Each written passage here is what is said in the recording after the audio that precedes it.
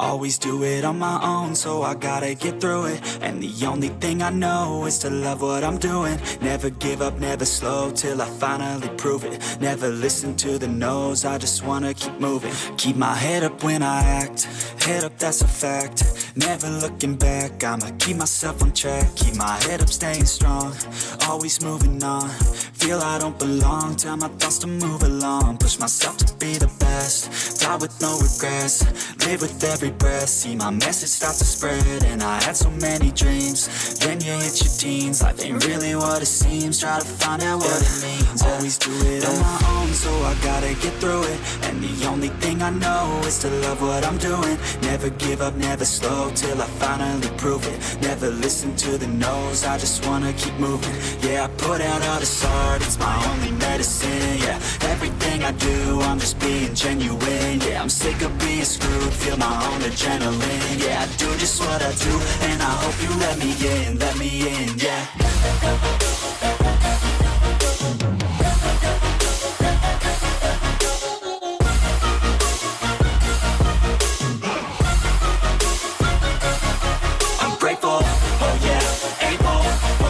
Stable, oh yeah, no label, oh yeah, you know me. I have only a path, I'm lonely, but damn, I'm going to win. I don't want no fake love, I want the real stuff. Everybody listen up, cause I'll only say it once. I'm gonna show you all the path, if you want it bad. I'm gonna show you where it's at, yeah, how you can get it back. Yeah, cause I ain't never done, I'll be number one. Working hella hard until I get just what I want, yeah. Rises like the sun, yeah, fatal like a gun. Shooter's gonna shoot and I'm gonna shoot until I won, yeah. Always do it on my own, so I gotta get through it. And the only thing I know is to love what I'm doing. Never give up, never slow, till I finally prove it. Never listen to the no's, I just wanna keep moving. Yeah, I put out all this art, it's my only medicine. Yeah, everything I do, I'm just being genuine. Yeah, I'm sick of being screwed, feel my own adrenaline. Yeah, I do just what I do, and I hope you let me in, yeah.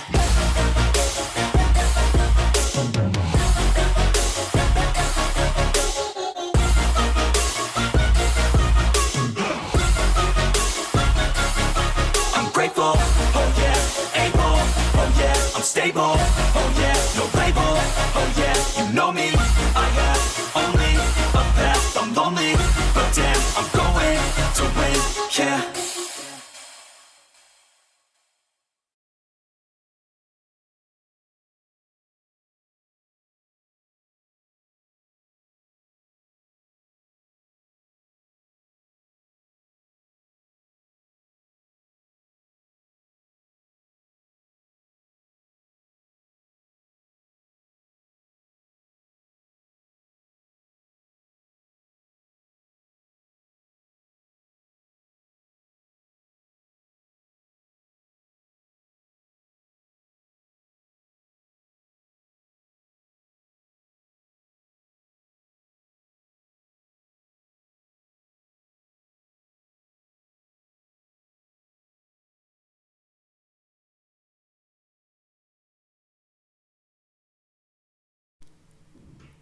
Good evening, everyone.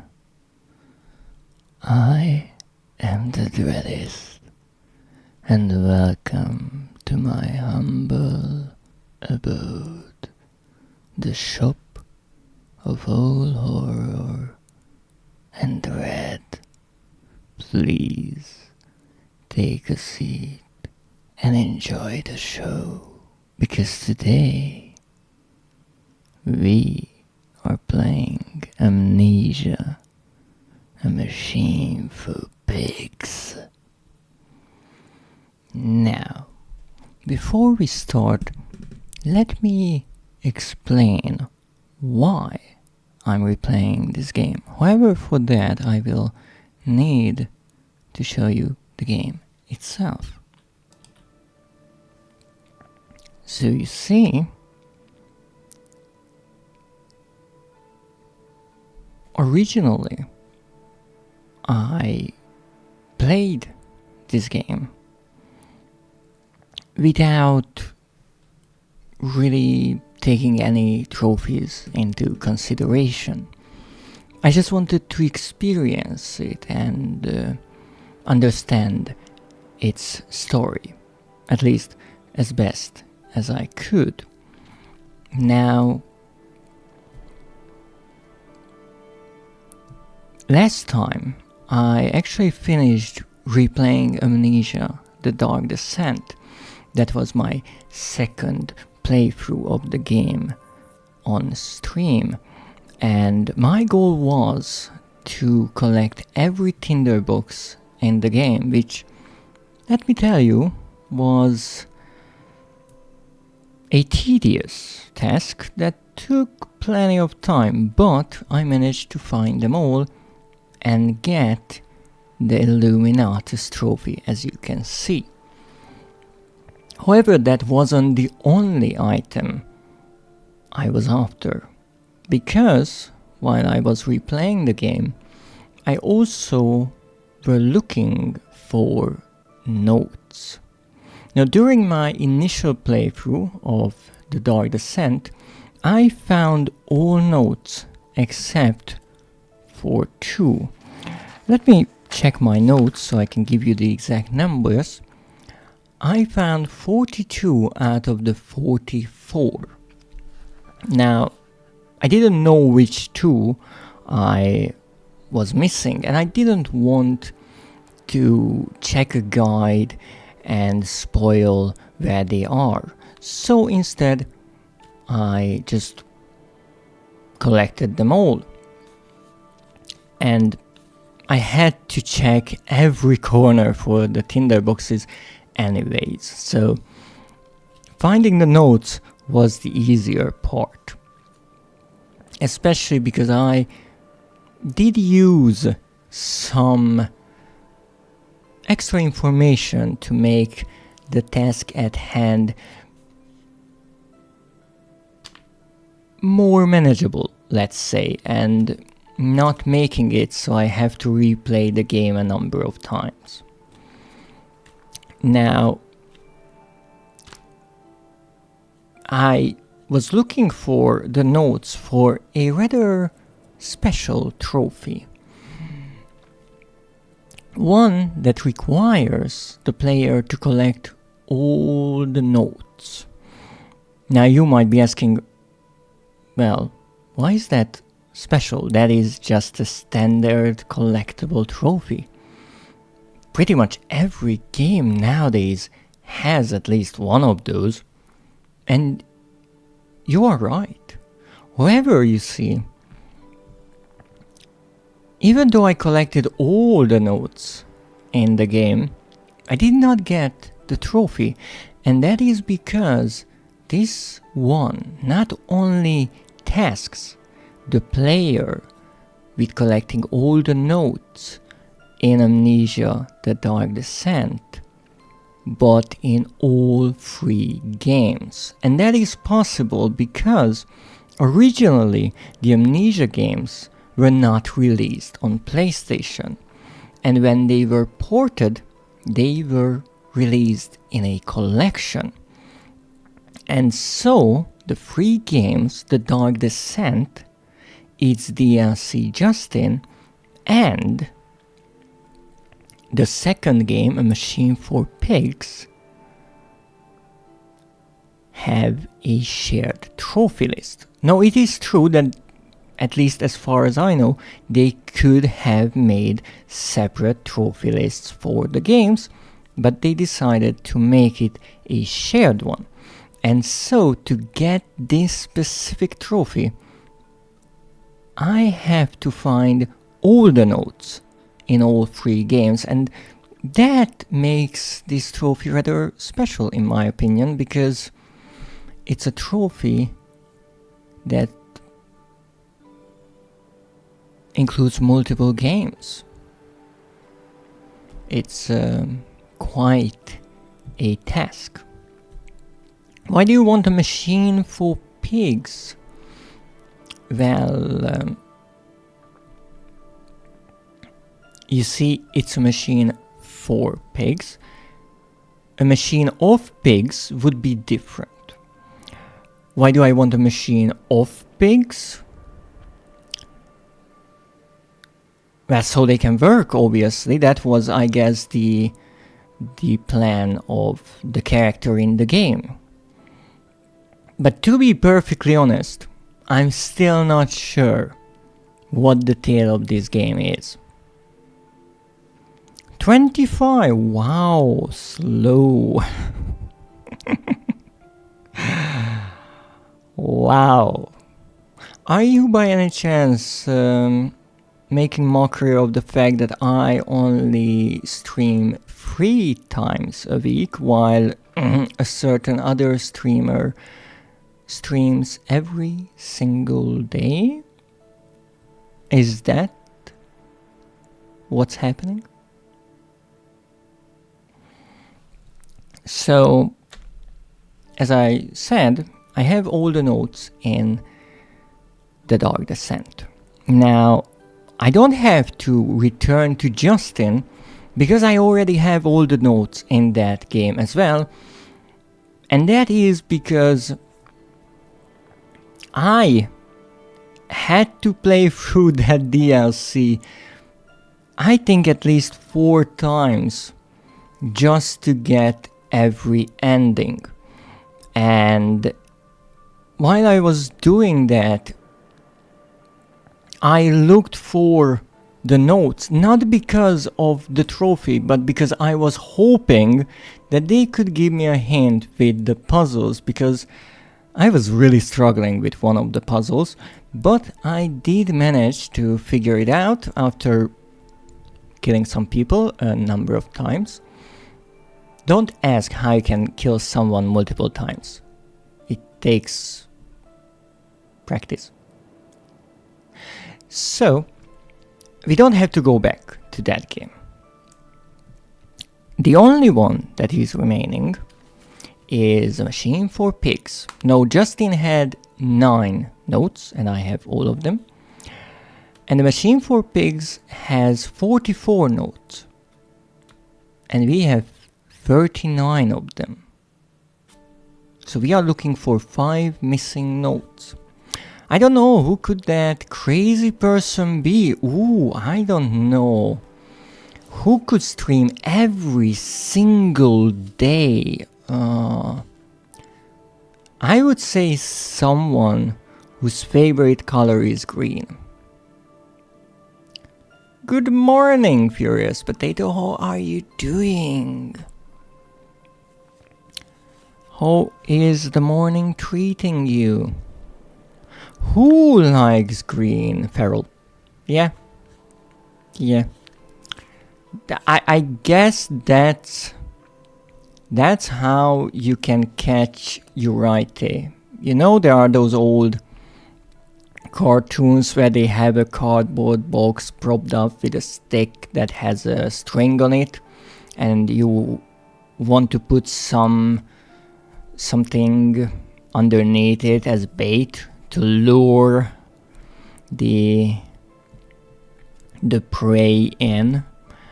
But I think for Urite, anything green is a good first try. If it doesn't work, try green nail polish. It will work wonders. At least I think. I will have to try it myself. So, in theory, out of the 97 notes we have to find, we have 94. No, we only have 92. I can't count. So, let's see what we actually have to do in this lovely game. Because, if you remember my time playing A Machine for Pigs, you might also remember the fact that it's quite different from the other 2 games. Or Rebirth. Or The Bunker. Or really any Amnesia game. And that makes sense, it was developed by a different studio. Now, much like with A Dark Descent, I looked for a bit of a help in form of some information. Green nail polish, yes, with little sparkles in it. So, Depending on which angle the light shines on it, it shows different hues of green. I'm alright, attempting to muster the motivation to continue packing. I'm going to be moving in a little over a month, so I'm getting as much packed early as possible. Oh, that's wonderful. I hope you are moving to a lovely place and your packing will go just as planned, because packing can be really annoying, especially when you get everything done and you don't know where they are. You're finished with moving and the next month is spent with trying to figure out, oh, where did I put that thing? I actually remember a streamer. I was watching his stream and he mentioned that he had a really old PlayStation 2 horror game that is considerably valuable in today's day and age. And he said he lost it during moving once. I could hear my heart bleeding when I learned that. So just make sure the most valuable things are close to you. I think you're right, I found the nail polish underneath the box. Time to pull the string. So, in the case of the Dark Descent, what I did, I looked for a guide that listed all of the areas in the game with how many tinderboxes and diary notes can be found there. And that made it considerably more manageable. Even like that, I remember I spent at least 20 or 30 minutes in a pitch black, rather small wine cellar looking for tinderboxes. So it's not at all easy. What string are you pulling? The one propping up the box that is above you right now. I got a surprisingly large number of people that want to have me move. Far more than expected. Well, that can mean a multitude of things. So if the people who want to offer their help to you live with or near you right now, that means they really want to get rid of you. If they are people who will live with or around you after you moved, they really want to live with you. Make of that information whatever you'd like.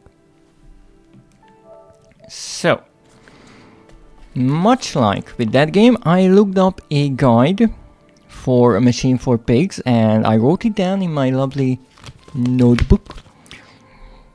It's actually not a notebook. And in this case, we don't have to worry about tinderboxes, we just have to look for the notes. They are all friends that I see regularly. When then you have wonderful friends. And hey, you get to spend some time with them while you're moving or packing. So far, I've got 12 people that will be helping. That's 12 people. Wow. You must be really popular. Good for you. So, I didn't check the locations of the notes, so I don't know where they are exactly. But I did read a bit of the guide, and it gave me information that I already knew in a way, that in this game, most of the time when you move from one area to the next, there is no going back. There is no backtracking. And that makes pretty much every node highly missable. So we will have to be careful. Now, here's the thing. In the Dark Descent, there are times when you can go back. That's true. However, the Dark Descent is built up differently. It uses a rather interesting structure for the game, and that is you have a linear area and then you have a hub area, and from that hub you can access a number of mostly smaller rooms and different other areas. I really have to find a synonym for area. And you can move freely between the hub and these smaller rooms back and forth most of the time, as long as you don't finish the puzzle in the hub. That lets you progress further in the story and move into another linear part and then to another hub. So in the Dark Descent, if you by accident miss something, you might have a chance of fixing it. Now still, every time I moved to a certain area, I always made sure that I collected all the tinder boxes and all the notes before I left it. I did everything there. It was off the list. And quite nicely, that game allows you to do that. You don't have to do anything to unlock certain objects. If you have access to an area, you can collect all the tinder boxes, all the notes, all of the items that you need for the story. There are no locked doors or anything that you need to find a key for somewhere else and then come back.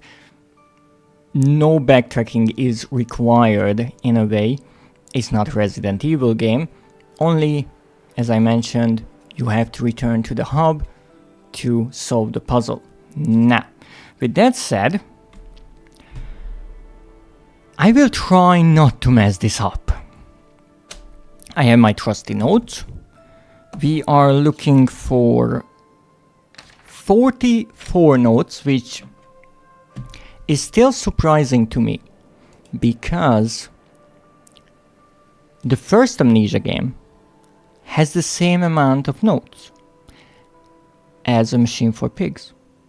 But when I played these games, I sure felt like that A Machine for Pigs is more text heavy. Now, why that is? Apparently it's not because of the number of the notes. Maybe it's the length of the notes or the complexity of their language. I talked about this when I played it, and this game is much more difficult to understand. So while I'm trying to gather all the notes, I will also try to piece together the parts of the tale that I didn't really understand during my first playthrough, and hopefully those missing notes will help me with that. So is the Machine for Pigs greased?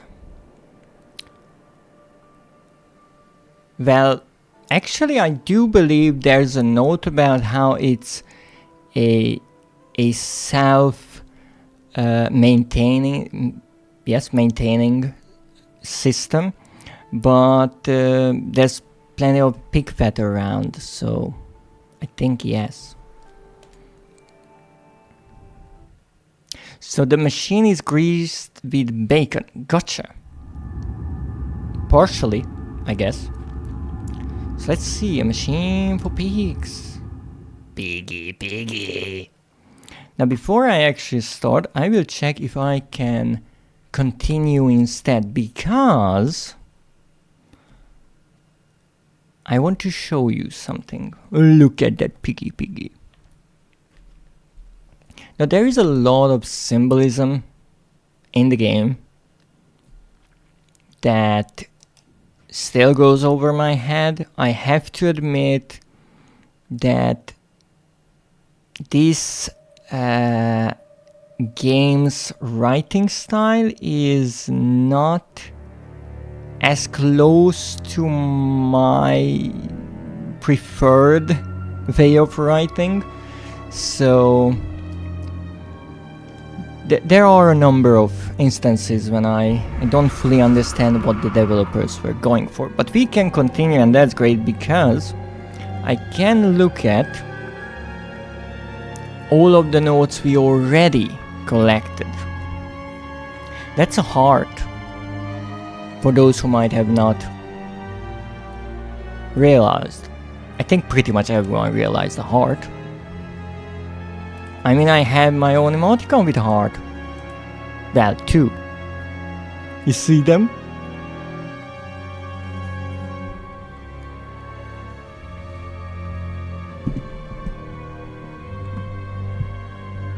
Whoa, a heart. Indeed, it's a heart. I don't have that. You don't? Ooh.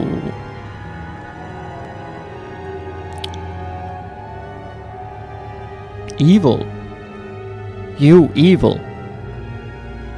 But maybe. I'm still waiting for some confirmation on that.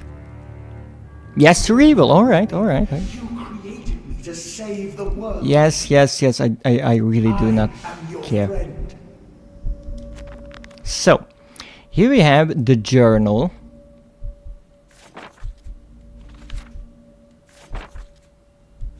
Which I don't think is counted for this trophy, because you get these along the way as you play through the game. They are kind of summaries written by the protagonist about everything that happens throughout the game. Now, why I wanted to continue the game before I start a new one is so I can show you all the ones I have, and at the end of our new playthrough we will get to see which ones I missed. So I think the found documents are the ones we actually need to find. Well, it's kind of in the name. Found documents, yeah.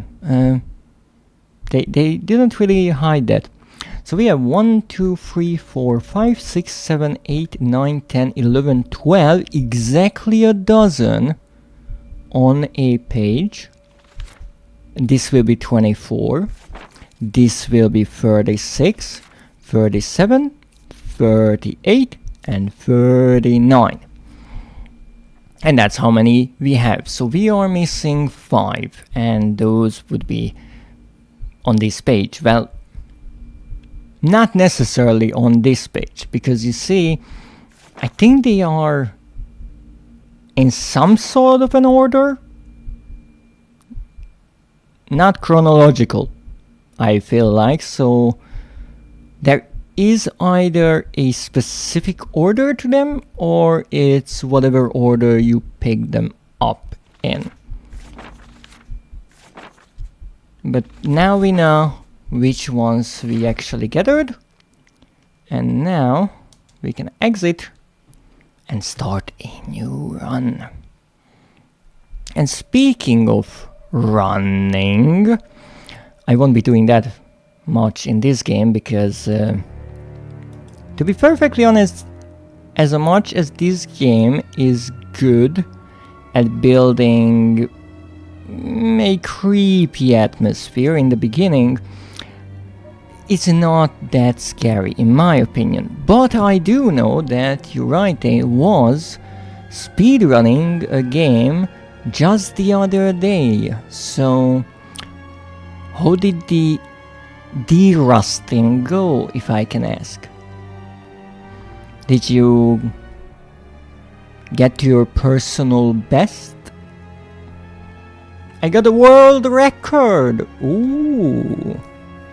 Because no competition yet.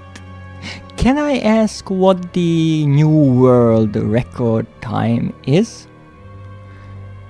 26 minutes and 4 seconds. Ooh.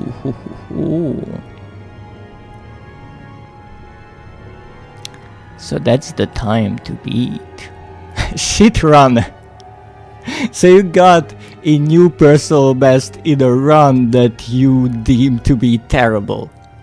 That's so Uraite. That is so Uraite. Alright. You don't know the meme? You know, when you say it, I'm not sure if it's a meme. Speedrunner gets world record, shit run. But it's... I understand that it's a meme, but you literally do that. You are doing a run, and you just say, it's terrible. All the time. Whatever happens. I'm literally referencing the meme. Every 2 minutes. Right. Right, I see. So you are secretly proud of your new world record, right?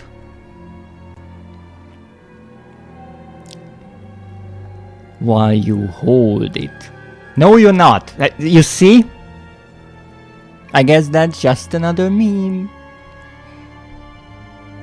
I think I want a sub 26. You know? Maybe a sub 25 could be cute. I mean... You know, I kinda have to agree with you on that. You know, a sub 25? That can be cute. But that's too adventurous. I see, I see. You're too old for that.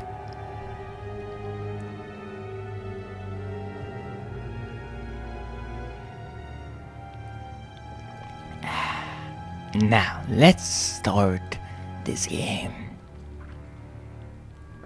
Yes, start a new game. We have the heart back.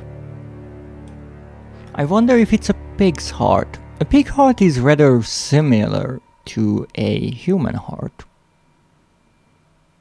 At least I heard, of course.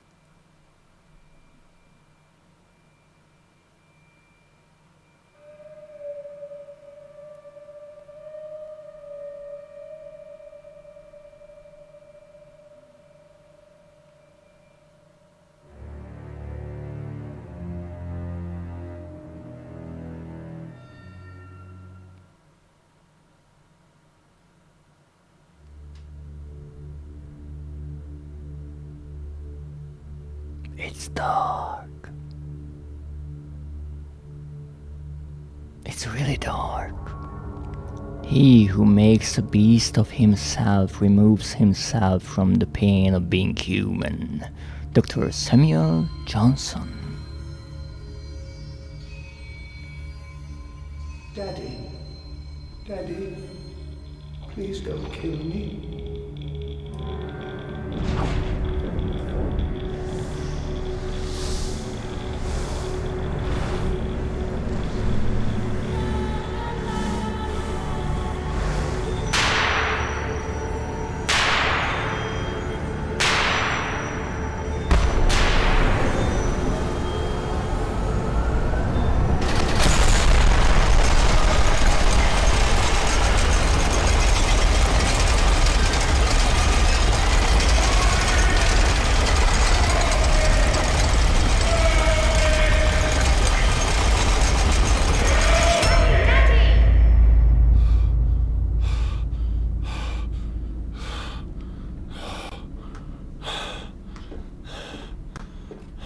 the machine reawakens.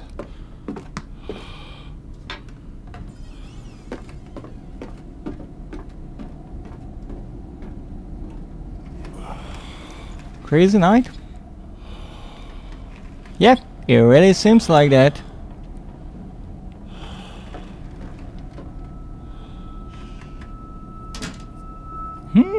Self-closing doors.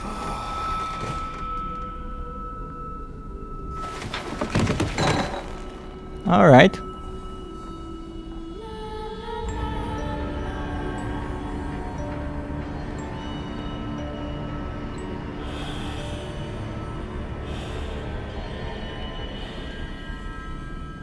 You okay? Drank a bit too much, didn't you? I should eat. You absolutely should. I was trying to do my nails though. Aren't you doing your nails this weekend on stream? Well, let's look around what we have here. First of all, what's this? I need a man in between now and Sunday. Oh, I see. Okay, I can jump. You need to find a lantern to use first. Alright. I can crouch. Oh, that's a wine bottle. Do you want me to be naked? Let's not say so.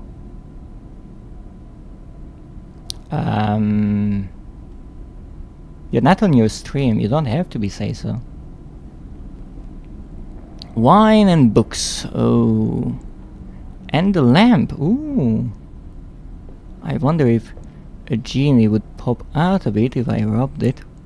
Unfortunately, I can't try. And get used to every single piece of furniture being logged. No, I don't think that's explained, like, ever. And this lovely thing. Now I have to say, I have to say this is a lovely design. This is a kind of bed I can get into.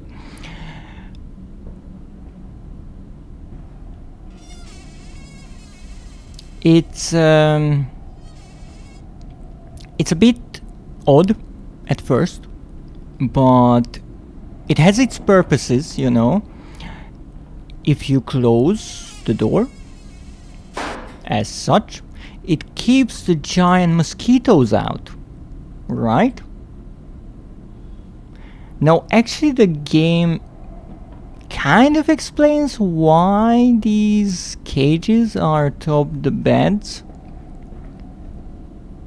Not to a degree that I would find satisfying, because the manner in which this character lives in is kind of a death trap, and these beds are part of his plan.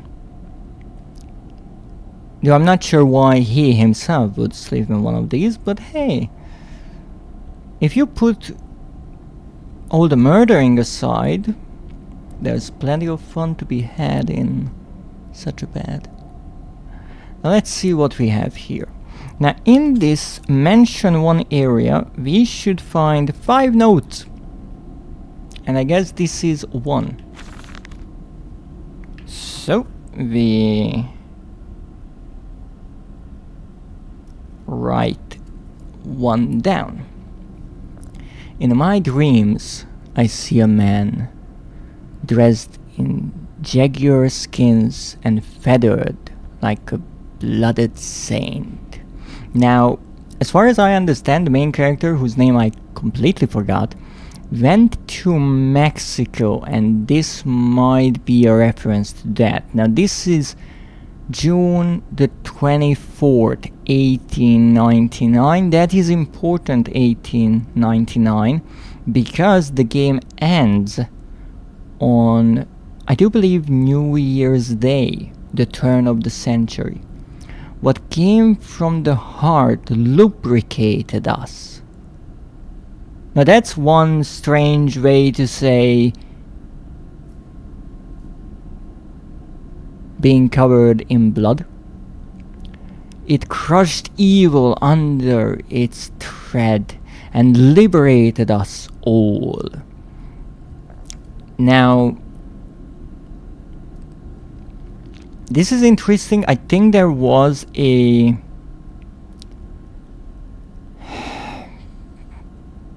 an idea in this game that this ancient culture believed that you need to sacrifice people in order to appease the gods and stop the end of the world or something like that.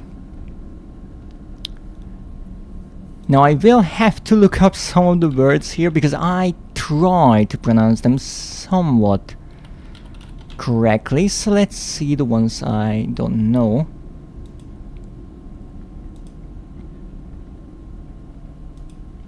So here it is written as F-O-E-T-I-D.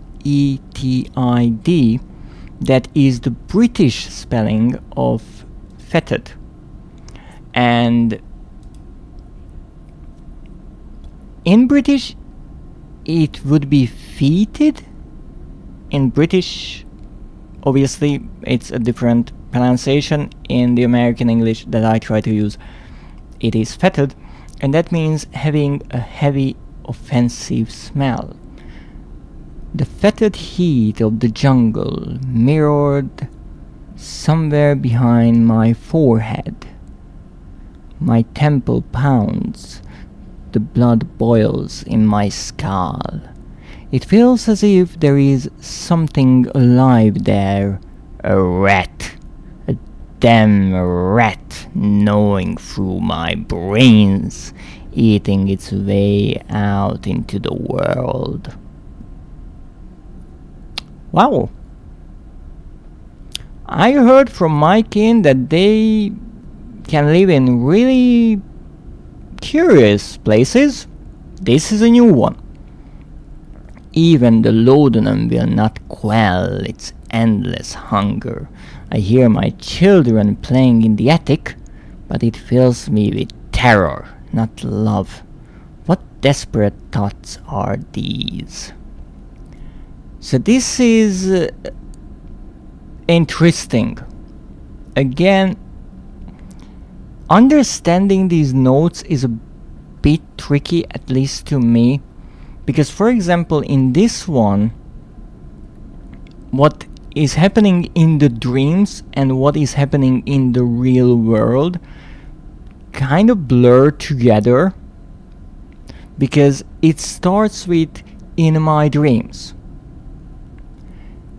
and it paints this picture with this man and all the blood around.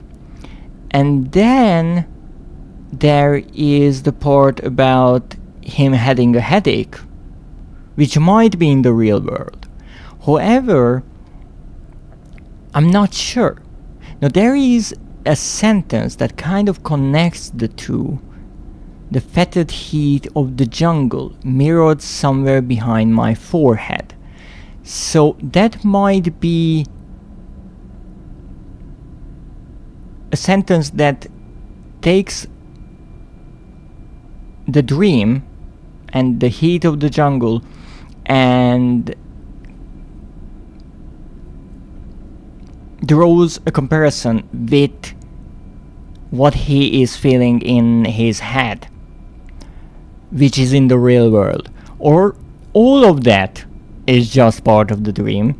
Again, comparing a headache to a rat living behind someone's forehead and gnawing through their brains is a rather lovely idea. I do like it. And then it goes into the laudanum, which is a sort of medicine and a painkiller. I think it is present in all of the Amnesia games, pretty much. It was in the Dark Descent. It was also in Rebirth. But then we have this part about hearing his children. And that, I would say, is in the present of the writing of this note. So it's tricky because it kind of blurs everything together. That might be on purpose to show that the character is kind of losing his mind. Now, one thing that I want to check is, what is laudanum made out of? Opium. I always mess that up, so I want to check. But again, with this game, as much as I love its language, I love looking up these words and learning them, and I think I will actually start writing them down so I can do that later on. Well, it's not tea, it's fruity. So you say tea already, but it's not really tea, it's fruity tea. But sometimes fruity is better. You know, it all comes down to personal preference, wouldn't you say? I do like my tea, the usual morning breakfast tea. Reminds me to take a sip of it. After all, we are playing a game set in London. It's an infusion. I already had an Earl Grey this morning. Earl Grey is a lovely type of tea. If I'm not mistaken, and I might be, it's black tea leaves in some kind of a citrus oil. It's really rather refreshing, though it's a bit acidic. So what I can say about this this way of writing is, it's really interesting to me because I like learning rare words and such. But I find it slightly odd that someone would write this way. It really requires a special kind of character to make this believable, and it makes it sound like that the main character of this game is highly educated, rather sophisticated, and that can be, but it's still intriguing to me that someone would write these kind of notes. Bergamot, yes, that's I think that's the special citrus fruit used. Is it acidic? Well, for me, I find it bitter, but in a good way. Bitterly good. So we found one note. Good start. And yes, I will absolutely go and ramble about these notes. Books. Really interesting shaped drawers. Requires a lot of craftsmanship to create these kind of furniture pieces. Now, here we have a pig mask, and one fascinating aspect of this game is that you will find pig masks across the entire house and then everywhere you go. However, as you can see, I cannot interact with the pig mask, and that is for a reason. And my understanding is that because they are not there. They appear as a sort of hallucination of the character And I would say it's a reflection of his trauma. I'm not sure. Maybe a better word would be his guilt. But that is the reason why we cannot interact with the masks. However, they do have physics. So it's a believable hallucination. Oh goodness, we can turn on the lamp. Can't turn on the candle, I can't light it. We obviously cannot open anything, so no point in trying to. Daddy, find us! A note has been added to the journal. Make sure to check these whenever you get stuck. I sure did when I got stuck. I did not get any further. A fever dream. I wake alone to a house in silence. That missing sound of children playing is like a dark and a what? Sepulture?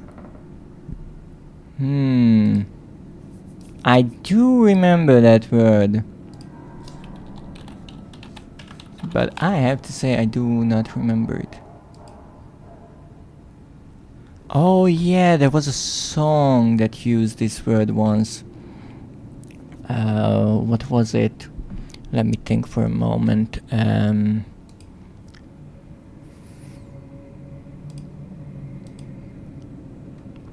It's sepulcher, and it's a place of burial, a tomb. Again, I think this is the British writing of it because it ends with RE and not ER. Which is a nice touch.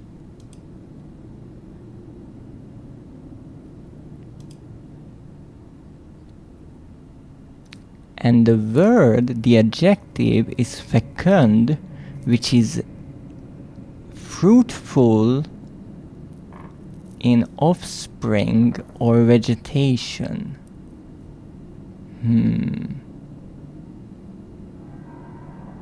That's an interesting combination of words there. Beckoning me to begin a descent to the loam, where surely only bodies may be found. No matter, my children call and I shall answer. I will find them. Now, throughout the entire game, we have this kind of mission of finding his children. Spoiler alert, they are dead. And that's one of those things in the game that puzzles me to this day, because in the first Amnesia game, we had a clearly explained reason why the character is suffering from amnesia. He drank the potion. It's kind of a poison as well. Here, I'm not sure. I think this character just kind of went insane partially, and so he forgot that he killed a lot of people, or he had a breakdown, or he's trying to bury those memories. I'm not sure exactly. Now here,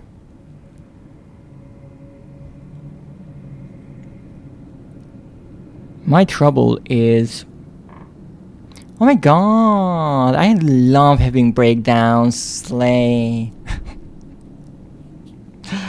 Oh no. Oh no.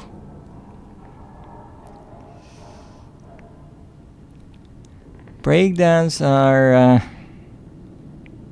well, let's say they are something.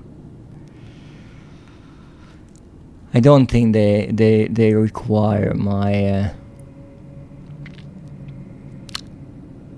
my experiences to be shared here. So the loam is interesting. I remember looking that word up when I first played this game. And the loam is a kind of ground, dirt, soil, but it's not just any kind of soil. It's a mixture. It's, I do believe, clay and silt and sand. So I would say it's the kind of soil that is around rivers, maybe, because those are kind of sediments. And again, it caught me off guard when I first read it, because he could have just wrote dirt. But it's really nice how the tomb is calling him, beckoning him to begin a descent into the dirt where surely only bodies may be found. I have to say it's really, really nicely written. Now, it's interesting here that it's kind of foreshadowing of the fact that the children are dead, because he says that my children call and I shall answer, right? But there's this entire part about the tomb calling him, right? So it's as if he knows secretly, and I do believe to a certain degree he does, that his children are dead. And so if he answers them, he will have to die as well. And he kind of accepts that. He is on his way. Alright, now let's look for those notes. That's not a note. What was that? No drawer. Okay. Now, I have the first two areas named here on my notes.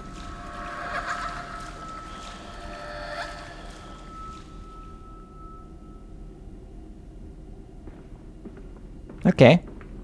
Splish splash. So the first two areas are called Mansion 1 and 2. So we have to figure out where one ends and the other begins. Also, I have to say these mirrors are mighty bright, and for a reason. We'll get into that later on. Don't think there's anything here. Oh no, that's another floor. Interesting detail. When it comes to... I held your hand and watched the blood pool between your legs. You lived long enough to see Edwin, but not Enoch. I will take care of them, my love. I promise you this. Again, it's lovely in just 3 or really 2 sentences. They established that his wife died during childbirth and they had twins. So back to the game design. Ooh, piggy. Most players tend to check one floor for items, collectibles, whatnot, before moving to another one. Well, I'm not finding anything here. More wine. That will not come out of that carpet. Oh, another pig mask. Now, interestingly, I cannot move the mask, but I can move the chair and thus the mask. And as far as I know, the mask can fall down, indeed. So, in a way, we can interact with the masks.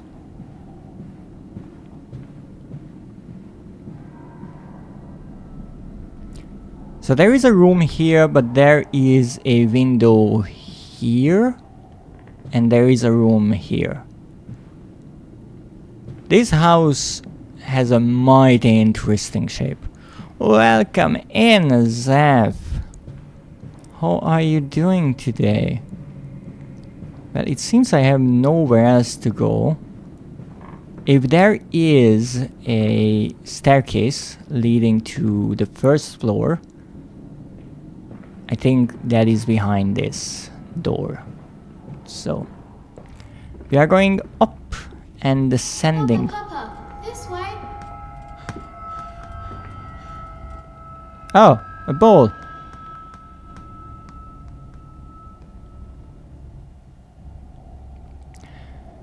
I had a phone call with my internet provider. Oh, those are always fun. Please do tell what happened. I mean, to be honest, that's a good start. That you could call them, because some internet providers say that if you have some trouble with your internet, you should contact them online, which is, well, impossible. And I guess they know that. Pesky companies. So we know that the children were playing here in the attic, and I'm assuming this is the attic. I'm not sure why is a okay a lock on this, or on the drawers, or on the dressers, or pretty much any furniture that I could normally open. My guess is that the developers didn't want you to look through all of these places, but since the first game already had the engine support the movement of all these doors and drawers and such, they had to find a way to tell you that in this game you don't have to rummage through the furniture. Everything you need to find, or you can find, will be out in the open, maybe on the ground, on a table, on the top of a shelf or something like that. However, when it comes to the interior design, I guess they needed to put in these these wardrobes and such, so they came up with the idea of the locks. As much as I really don't know why there would be locks on all of the furniture pieces. An ad break is starting soon. Well, you know what that means. It means that we will have to go over to the just chatting screen. But first, let's check whatever is here. Someone was sighing. That's probably alright. Let's check behind the door. This game is mighty dark. Actually, that's a good point. I already have the gamma raised to 1.3, and that's how I played the Dark Descent. So I guess this game is even darker here. Oh, it's a plant! And with the ad rolling in, let's go and let's check for the first Word of the day. I really should add more words. Oh, Atlas again? You know, it's funny that I set the bot to completely random.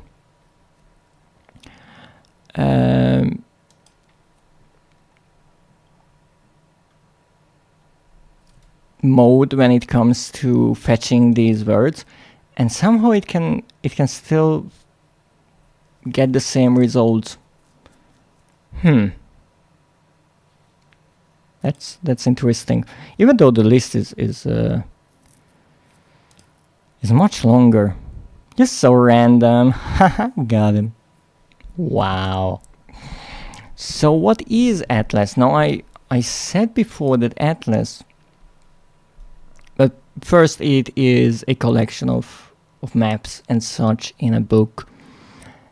But it has a secondary meaning that I like a lot, and that's why I included this word. And that is the first vertebra, the top one in the neck, upon which the skull rests. Now, I said that I think that vertebra is called C1. So let's actually look up why, because I still don't know.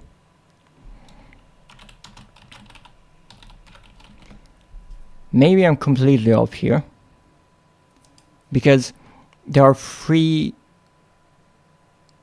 I do believe, three parts of the spine when it comes to the letters, and the vertebrae are numbered from top to bottom. That's why it's C1 and then C2, and the letters show which part of the spinal column they belong to. And I think it's C for the neck, T for kind of the midsection, or the chest, and then L for the lower back. But I'm not sure what the word is that they shortened to C, T, and L. I think T would be thoracial, because the thorax is the torso.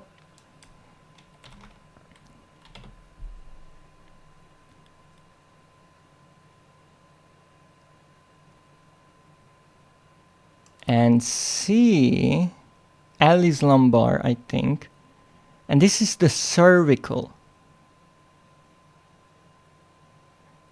So C1 and C2 vertebrae are the first two vertebrae at the top of the cervical spine. So cervical is, I guess, relating to the neck, or relating to the neck. Lovely. Well, we learned something here. So that's why it's C. But indeed, the C1 vertebra is called Atlas. C2 is called, I do believe, Axis. But back to the game.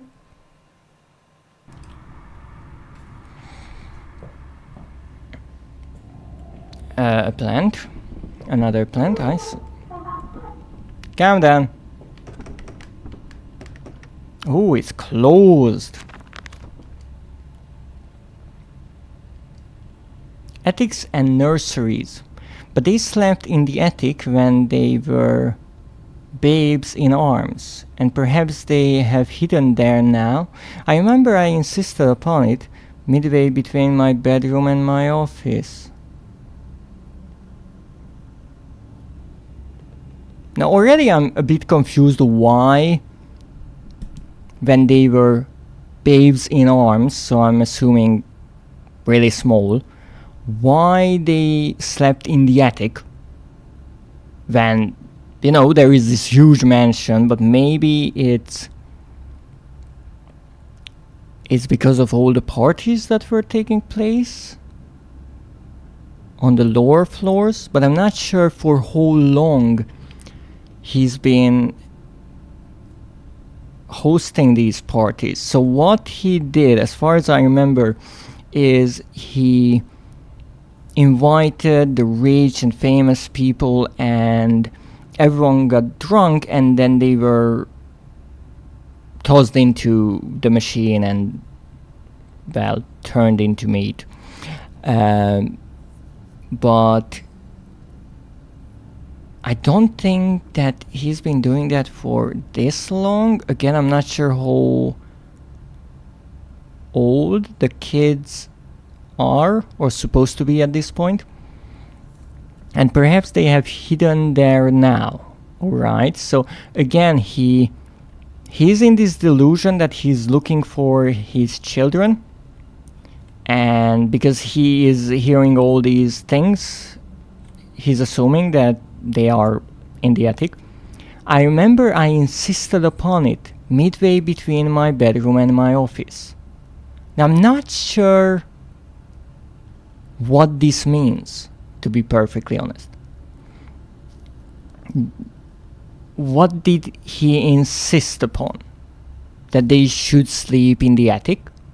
I guess how I can imagine it is that there was this vet nurse maybe, and the father, while walking from his bedroom to his office, being busy, he told the vet nurse that they should sleep in the attic or something like that. But to be perfectly honest, I'm already confused. One thing that could be, I'm not sure if it is ever confirmed in the game, is that he was harboring some ill will towards his children because, quote unquote, they killed his wife and so their mother. I'm not sure about that. It might be, but I'm just theorizing at this point. But again, it's it's a fascinating game because every time I play it, I try to make sense of it, and I never really find the sort of clarity that I would be happy with. Alright, well, I guess we're going up. Ouch. There's a bad man coming.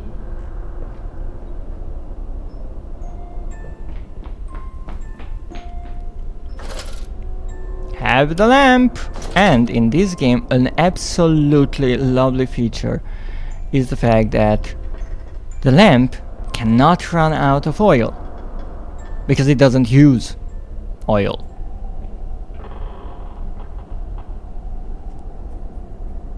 No, wait a moment.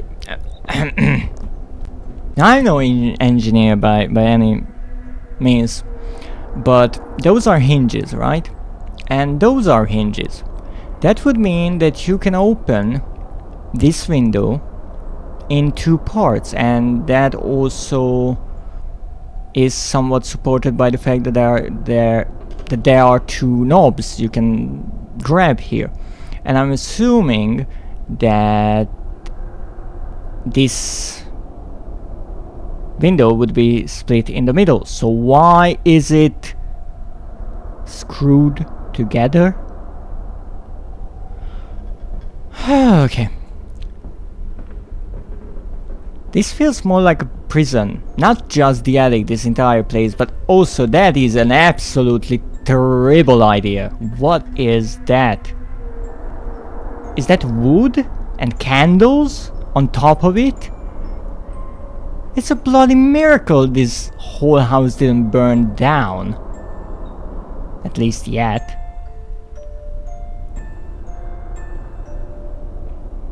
Now let's look for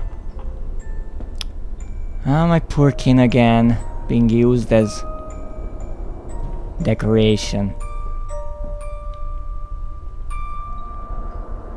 Yes, that's where we have to go. Oh, I didn't know those cradles rock like this. That's a nice touch. Obviously, since we hear the children talking, at least as a sort of hallucination or remembering their voice, they would be at least I think older and not in the cradles, but that's fine. Okay, here we can go through. And here we have a note.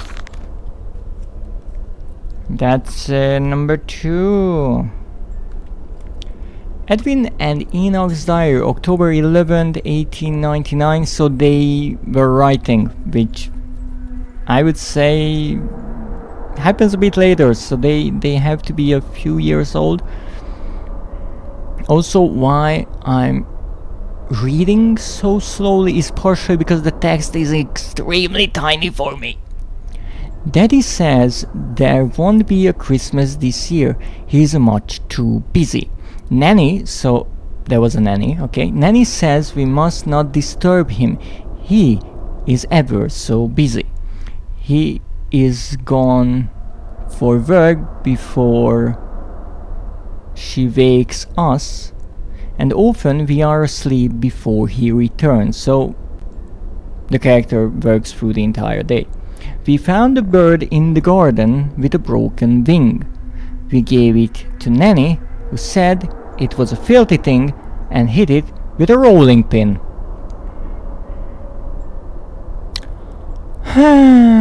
Yes.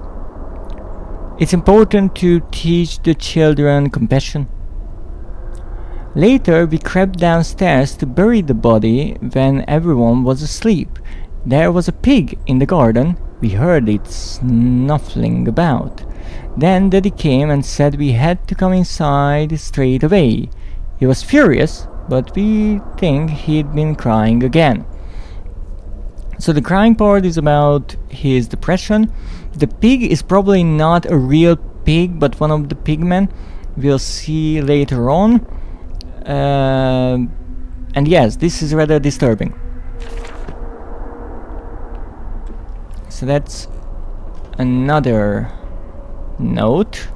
2 down, 42 to go.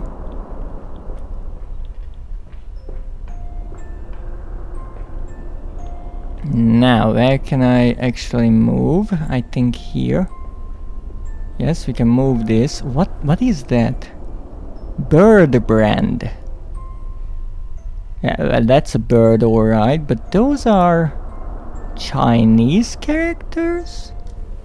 I wonder what was in this crate, or rather these crates. There are a number of them. Maybe building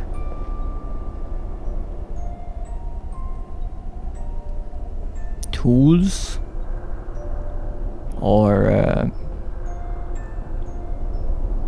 something for the house, since it's in the attic. Piggy!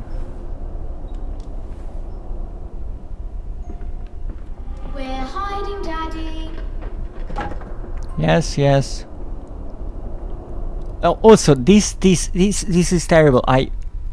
Here's the thing. I do not know what London was like in 1899, but I have a feeling that people back then were not stupid, and they realized that if they light a candle next to wood, it will not end well.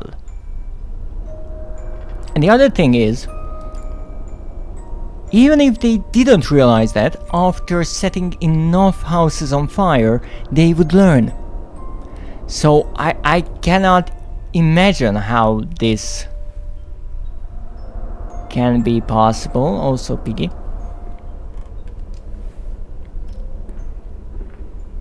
I mean, finding all the pig masks could have been an interesting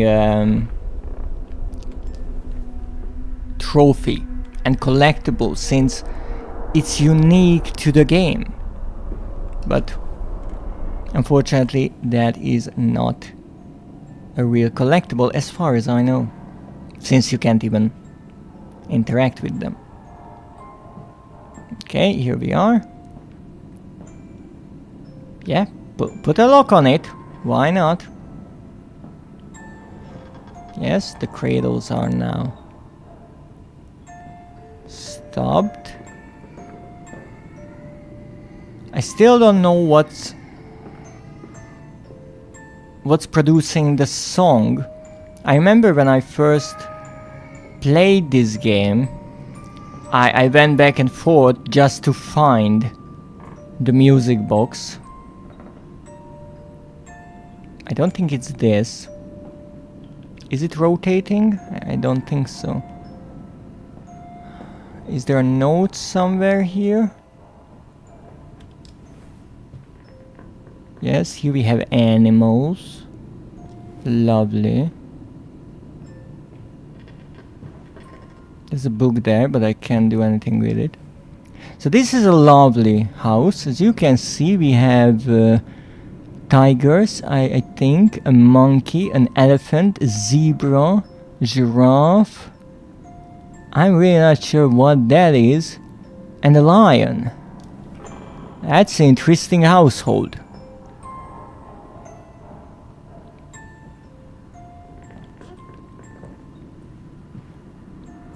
And here we are, wherever here is. Now we have to check on top of things, because even though there are no tinderboxes, there are notes to be found.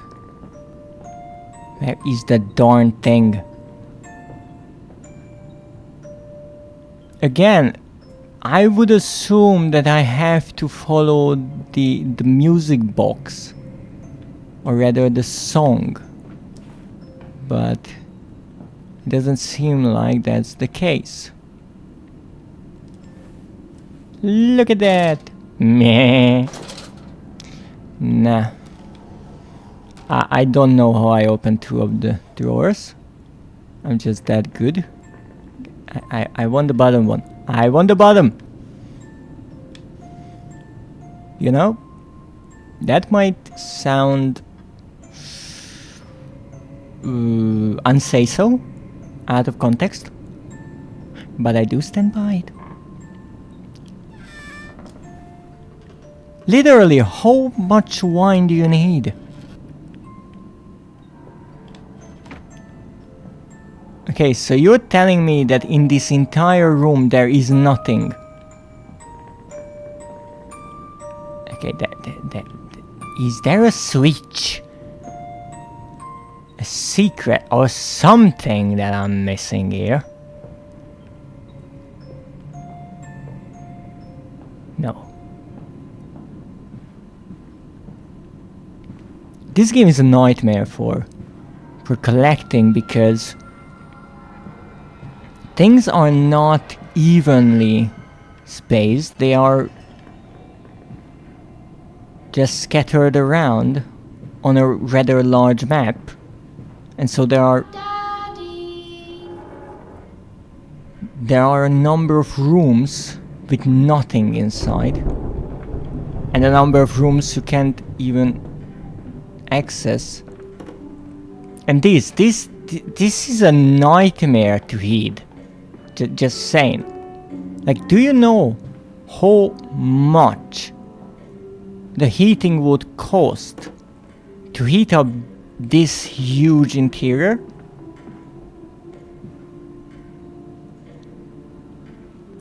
first word I hear when I come in is Daddy. Why? Maybe that's a hint. And the first thing you can see is a lady pig. And my dear little brother, you got the quality options. So yes, Nekio, the other day I was watching his stream and he mentioned that in theory on Twitch not every streamer has the quality settings on their streams, which I will be honest, I did not know about. I mostly look at my stream through the stream manager and not on my own channel. But I did check and indeed I have the options. But welcome in, Nekio. How is your day? What are you up to today?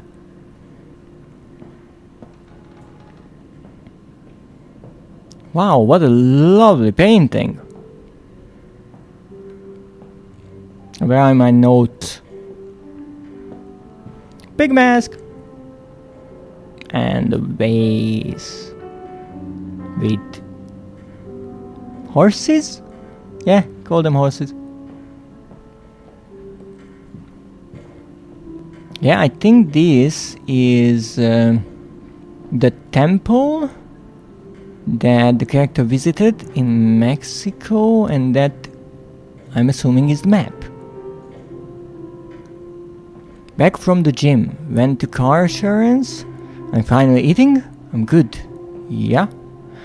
Well, I'm happy to hear that your day was productive. I'm alright. Mostly. Tired as always, but that's fine. Oh, look at those. But then, is it safe to assure... What is that painting? I have to find that somewhere else. So, is it safe to assure that since you've been to the gym, you are rather sweaty? You don't mind if I record this, do you? I find it most useful. Ah, you have one of those wonderful departed bills. No, of course not, my dear fellow. It's my own design, Professor, along with everything you see. Most useful. You understand, of course, why the ministry sent me. That they have concerns. No, not really today. Oh, I see. It was an easier day, or you are just getting so strong that going to the gym is no sweat at this point. Which is possible, because my dear viewers, if you didn't know, Neki over here is trying to bulk up. Were you hoping for boy smell? But first of all, that sounds terrible, and second of all, no. And this lovely thing is, I think, the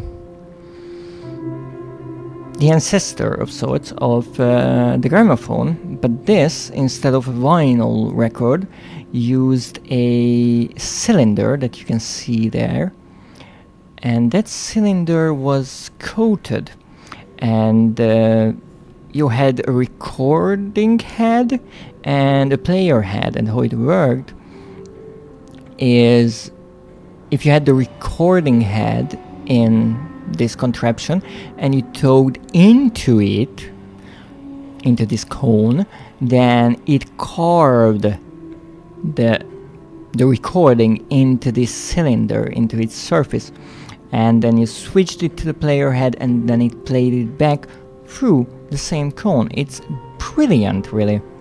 I think the cylinder was coated with wax, if I'm not mistaken.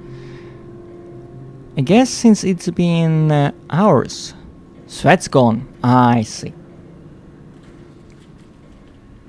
Great. Now let's look for...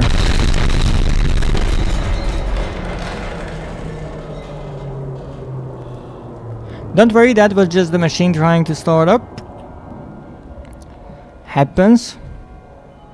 Oh, would you look at that? Isn't that Zeus in goose form? That was loud, yes, yes. I'm sorry about that. Ma'am, that's Zeus! Yes, in a goose. Run away!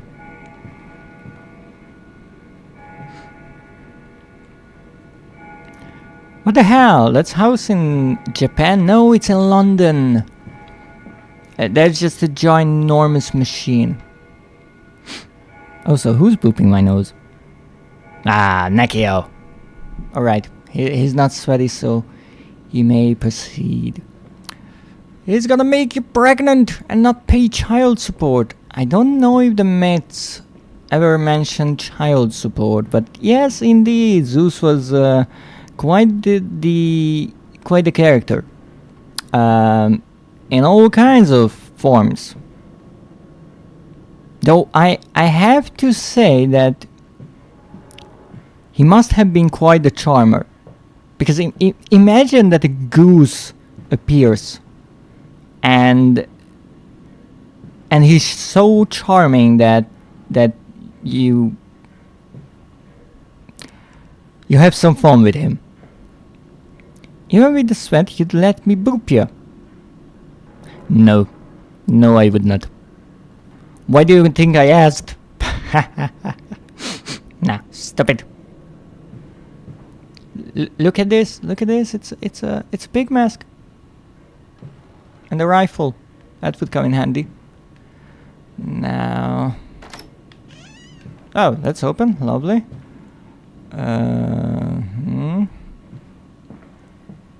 This is closed. But I guess we only have one way to go again. And again, no note. Ever so annoying. I just really don't want to progress further than I have to. And that's logged, and that's logged, and that's logged. I don't know why there are so many doors if they are all logged, as I like to call them, texture doors. Okay, don't care.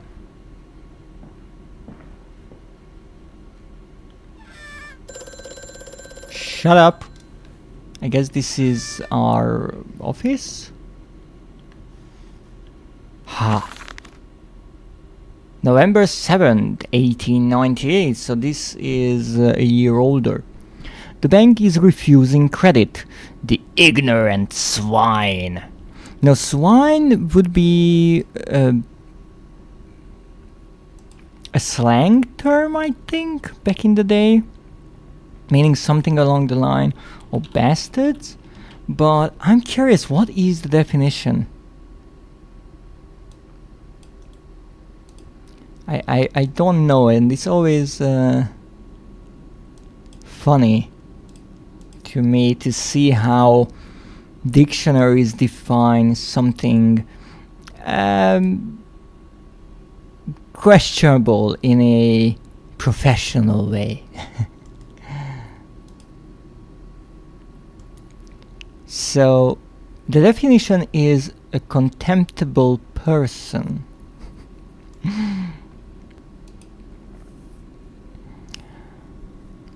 I sit alone at night and weep. Weep is a synonym for cry. Once the children and servants are safely asleep, when they cannot hear me. So as I said, he is in a bit of a depression. Also, there is a synonym for asleep, which would work rather nicely here, and that is a slumber. My darling, how I need you now, that I guess being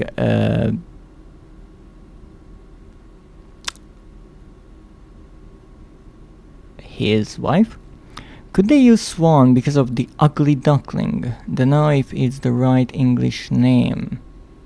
Swan. For what exactly? But yes, there is that tale, the ugly duckling. I do believe, where it turns out that it's not a duck. Let me look it up. That's why we are here. The ugly duckling is a Danish literary fairy tale.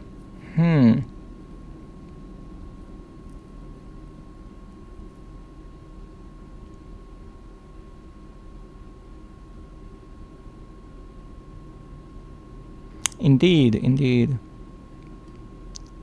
It's a swan. It's basically the unwanted adopted kid. Yes. They say I have squandered my fortune, that my investment in these latest machines has ruined the family name. What? That I was to remain a local butcher? So similar to Boston. Yes, so... No, I understand the idea. So a bastard, indeed, the real definition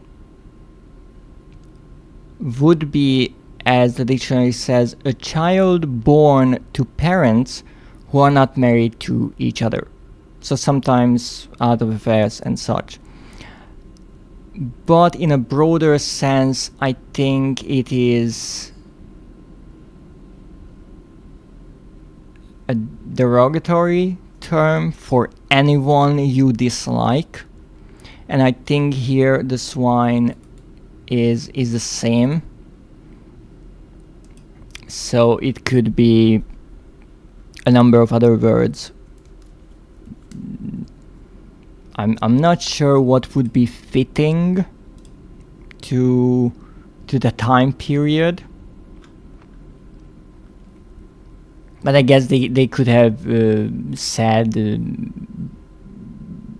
jerks or idiots or morons or something like that, since he believes that he's doing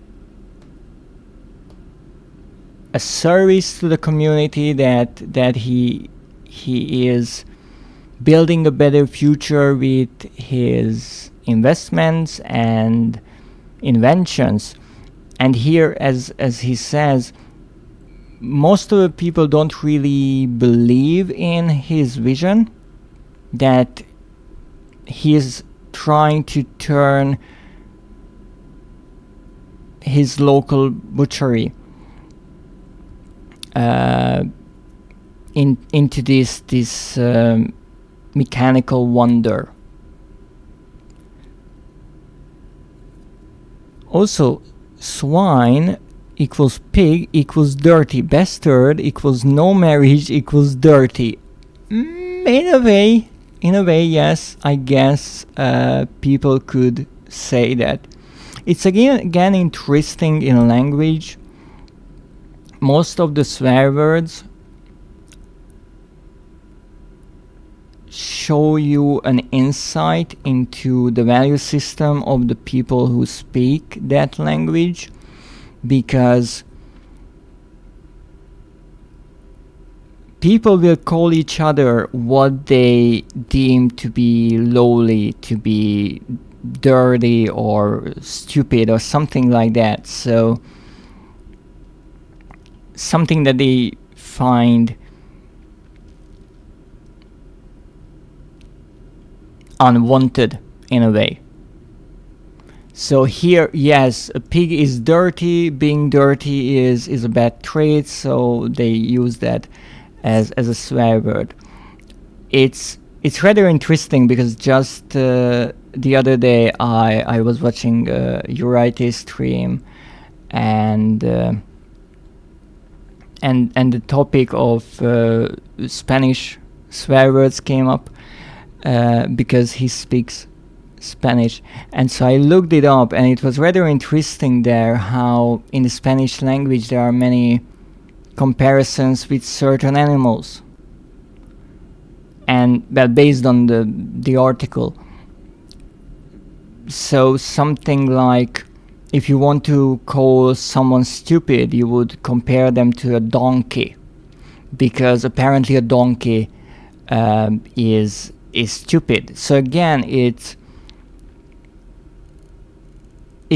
the value system of the people are represented in their language, and I really find that fascinating, because in a country where, let's say, the knowledge is the most important, they will put more of an emphasis on that, and it's a bigger insult if you call someone stupid.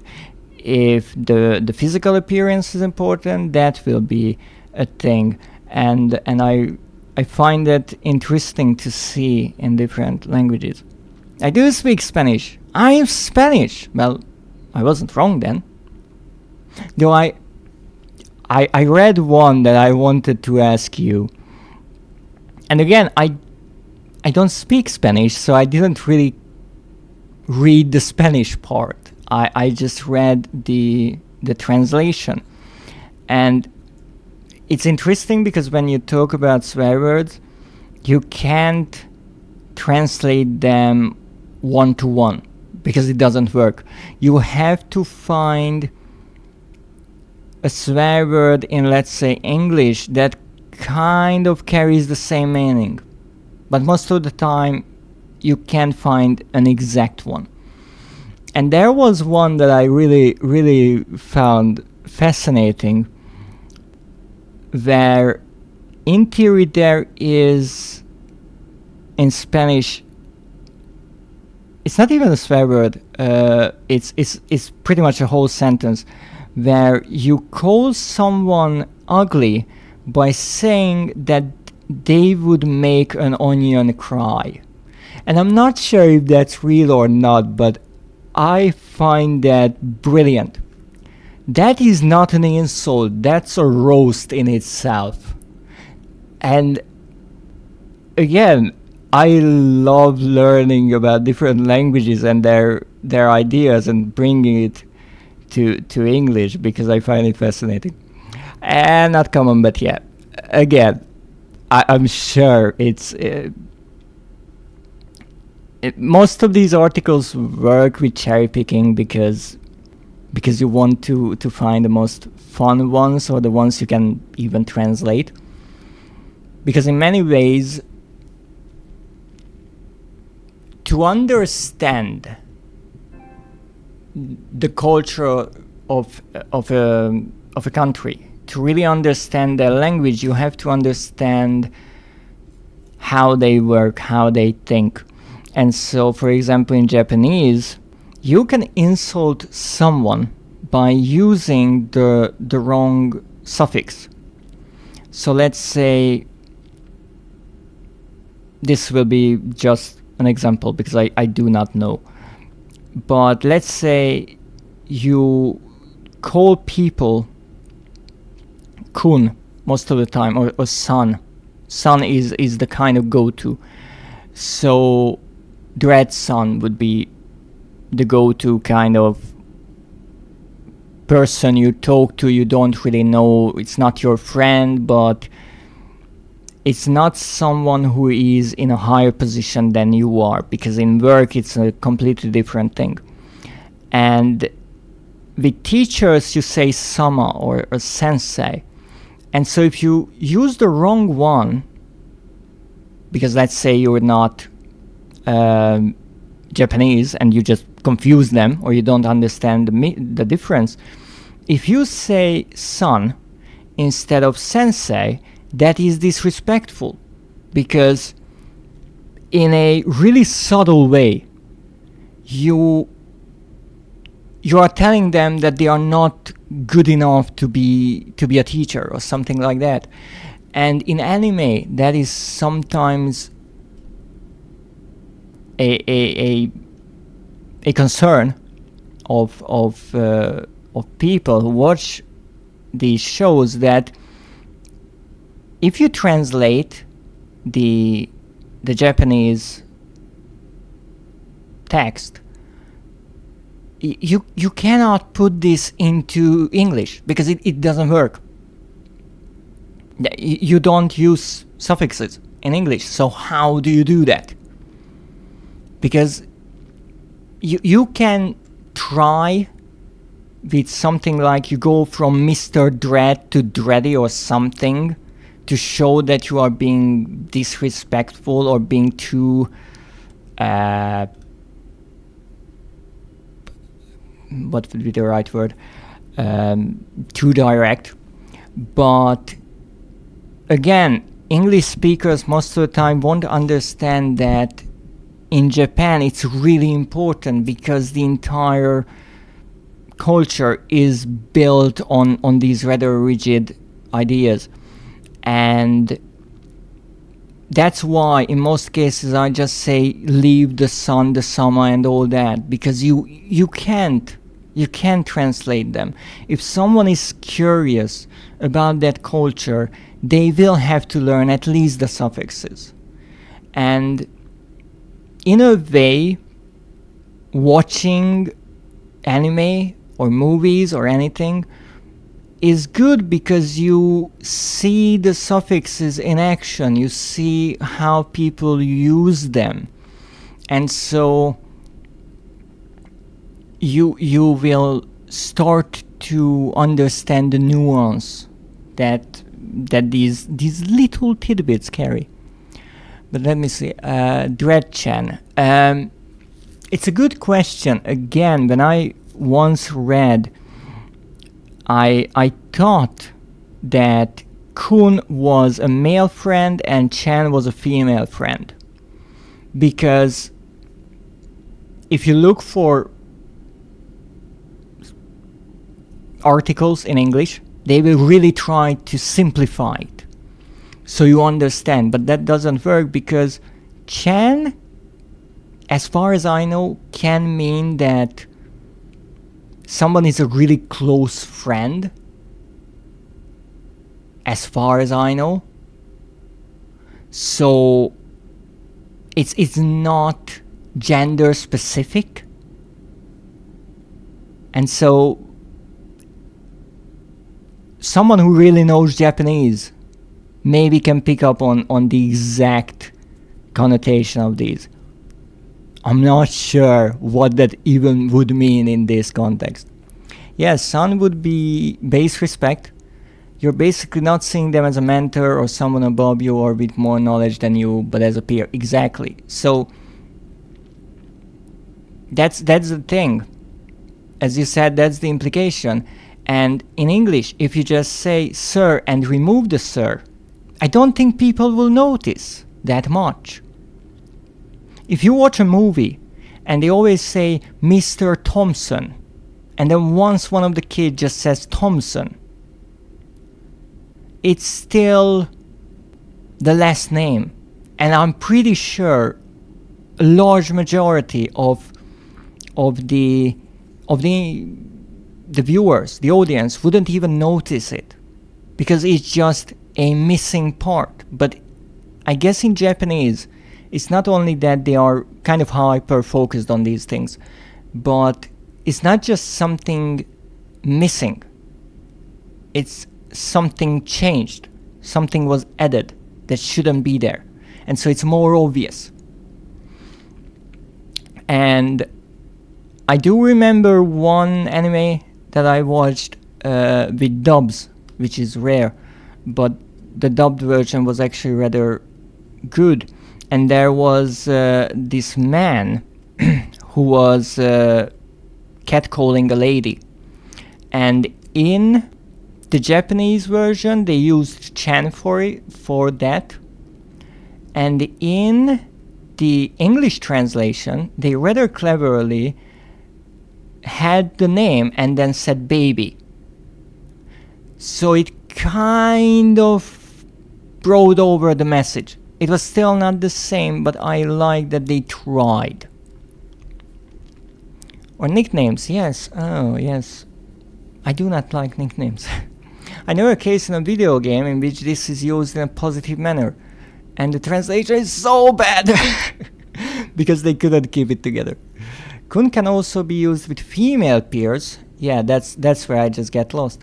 Especially in work environments, yes. But that's the thing, there's Kun, there's Chan, there's Sun, there's Sama, there's Sensei. There's a whole lot of different ones when it comes to, I think, certain sports. Because what they did, I think in judo maybe, they took the older suffixes they used in Imperial Japan, and most of those suffixes are no longer used, but they survived in sportsmanship. So how, you know, in judo you have all the different colored belts. They all have their way of addressing each other.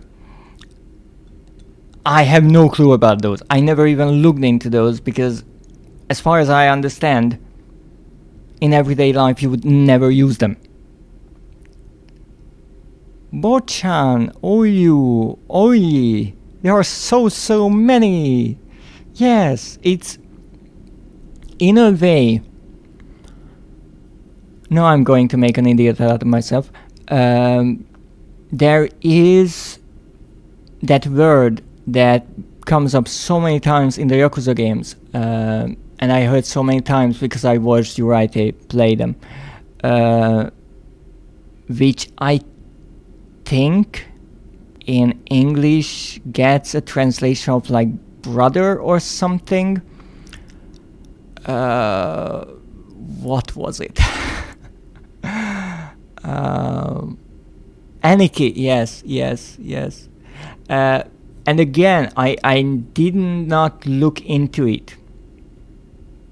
From just watching it, I got the idea that it is this kind of mentor character, maybe the person who brings the new people into the Yakuza, or their boss, something like that. So the person above them who takes responsibility for them.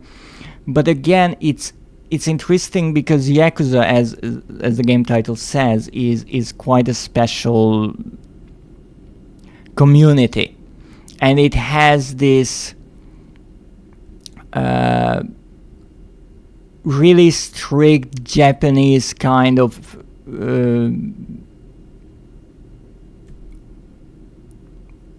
I'm not even sure what hierarchy, which in some ways I respect, because even just watching those games, I like that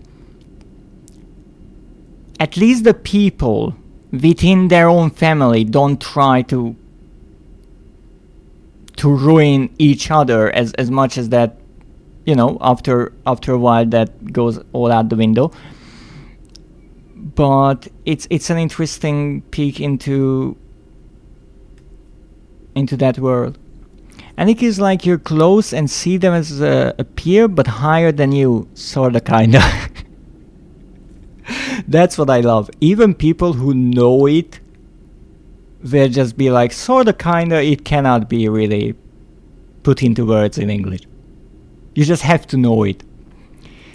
And it can be kind of both, especially you see them higher than you respectfully.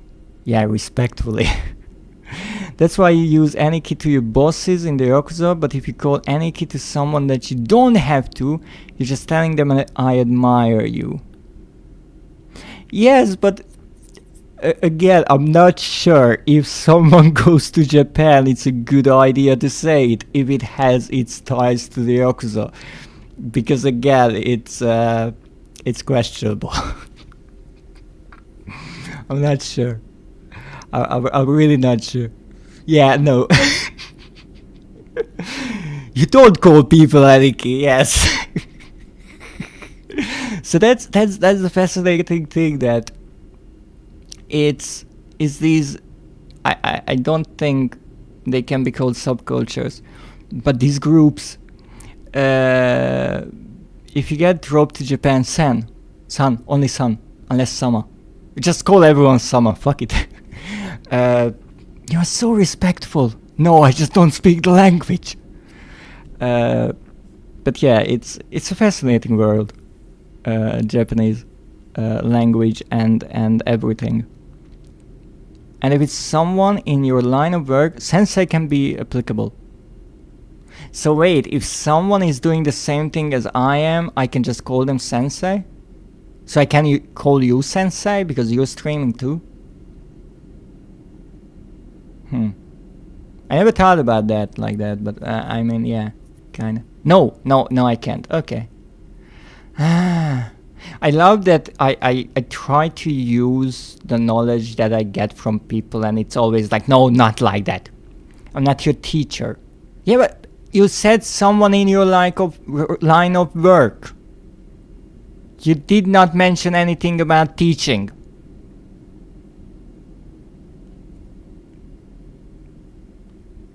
But if you're an artist, you call a famous artist sensei. So I can call you sensei. Because you're a famous streamer, and I'm not. To say I admire your work and you're better than me. Yes, exactly that! I'm saying that right now. No, I'm not famous nor good. In your description, nowhere does it say that the famous artist has to admit being good and famous.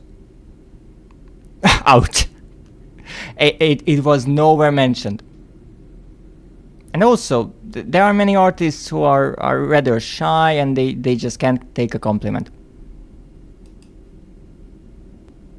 Why do you have a bonk emote? That's painful. Why are we talking about Japanese here? I don't know. Yeah, you don't know, but you just pull it out of your pocket, right? I got gifted a sub to him. Oh, I see. I see. And that's Amy Rose's hammer. Oh, yes, it did seem familiar. Even though I didn't play many Sonic games, I have to say. There was that one free Sonic game, the visual novel that was released on Steam. I did play that, I like that one. But as you might know, I'm not really good with platformers. That's kind of your thing. Especially since you said that Limbo is easy, I think I should maybe not mess with them. I think that was the peak of my platformer career before it started. I'm not even good at platformers. Yeah, sure. Yeah. Now I do have to say one thing, or rather ask, have you ever played Little Nightmares? Because that's the other platformer that I played. So I'm curious if you ever played that. Nope! Wow. But for the record, I do remember while Uriah was playing some platformer games, I asked if he would ever play Crash Bandicoot 4. Now I don't know anything about Crash Bandicoot 4. What I know is, for some odd reason, I don't really know what, maybe it was on discount or it was part of PlayStation Plus or something like that. I looked it up if it's worth a try for me to even play it. And what I found is Crash Bandicoot 4 is infamous because it's so difficult. Like, getting the platinum is even difficult for those people who are good at platformers. So I promptly decided that I will not even download the bloody thing because because no. It's not a horror game, I don't have to play it. But here's the thing. I asked, or rather asked, Urite, would he play it? And what did he say? Exactly what he said now? I would. Like, wow. I just don't have it. It's infamous correct. Speedrunners of Crash Bandicoot say that Crash 4 is brutal. And on another level. To the point of not running it. Well, I'm not sure if the base game is brutal, honestly. I believe the speedrunners, but what I heard is there are so many collectibles and challenge mini levels and whatever you get teleported to that are extremely difficult. And how I know is through the trophy guide. So I'm not sure if just playing through the game is impossible in itself. Maybe not for me. But yeah, I don't know, sounds fun. Would. Goodness. You know, as I said before, and I will say again, Urite has rather specific preferences, but they can be summarized in one sentence. The harder, the better. And as much as he does not want to say that, it's true.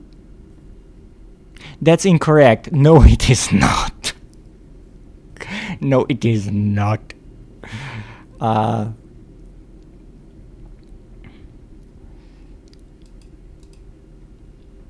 Why is it incorrect? When you are not only playing hard games, you make them harder for your own enjoyment.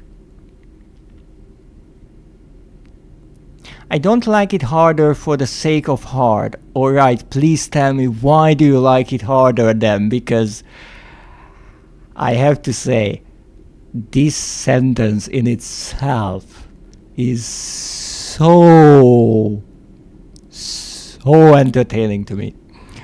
I like when the challenge is fair. Right. You're being unsafe and dirty. No, my mind is dirty, and that is always that way. But I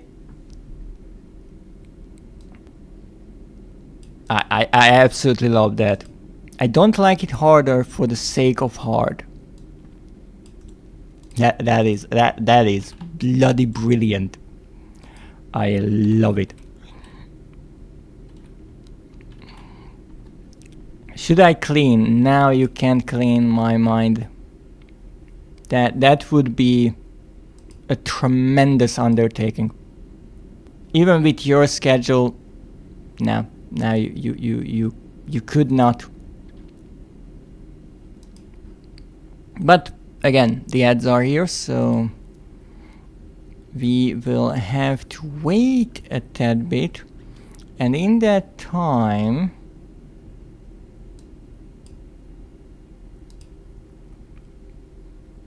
I can really quickly check something. Give me a moment.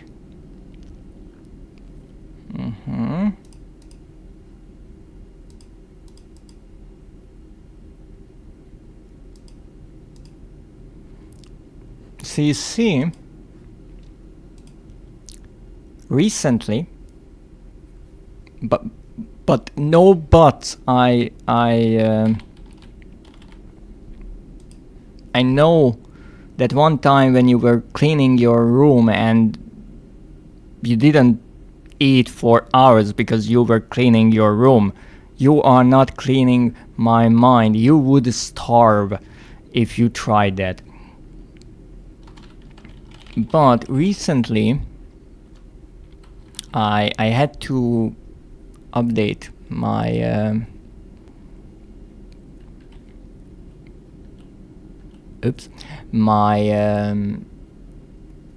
my chatbot, and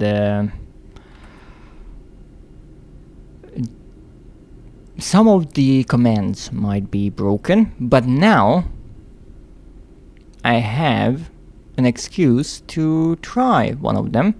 So let's see if this works.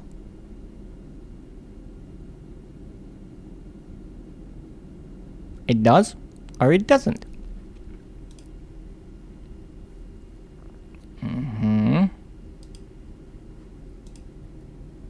Doesn't seem to be working. That's no good. Why are you bullying me? I'm not bullying you.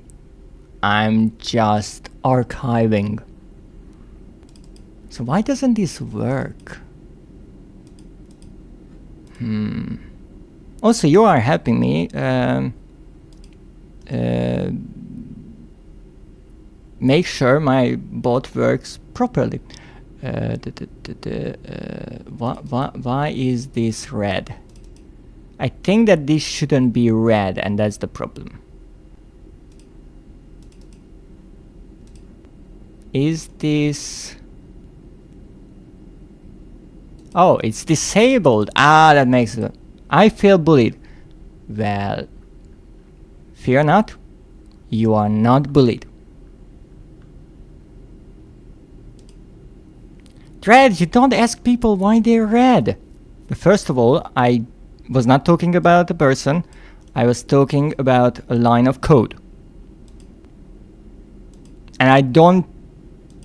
Wait, are you red?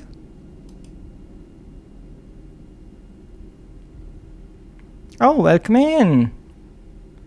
Welcome in, schmoozer. No, I'm green. Well, you see? There's no trouble. Oh, come on. Now it should work. Yes! Perfection. Thank you so much for helping me test my bot.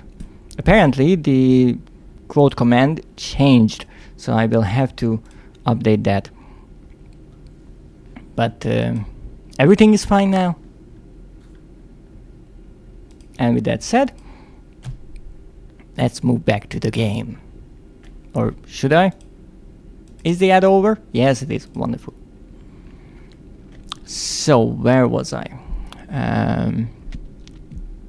But before I do, because you mentioned that, if I'm not mistaken, that you think you have the first Little Nightmares game, because they give it for free once, which might be the case. I faintly remember something. If you ever want to try that, I can highly recommend. I think it's a lovely game, and for you, I'm pretty sure playing through it under 1 hour would be a walk in the park, or rather a walk in the mall, but I would definitely enjoy watching you play that game. Now let me see, where was I?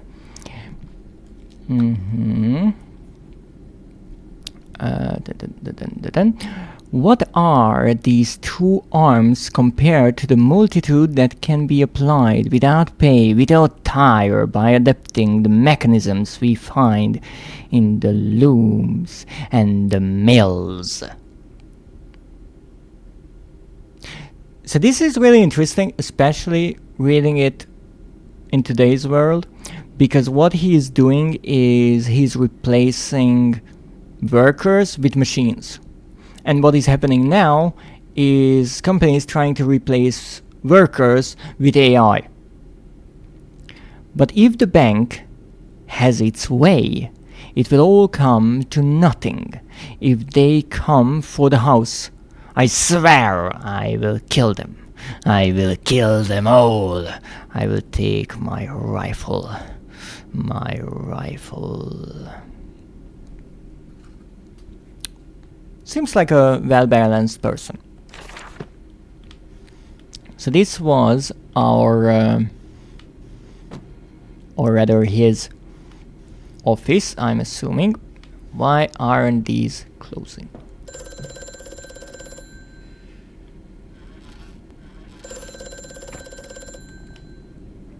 Yes, yes, shut up. Also, I was quoting Mean Girls. Where are you? Well, I apologize, you will have to enlighten me. How so exactly? You know, I'm not really as hip with pop culture as some people are.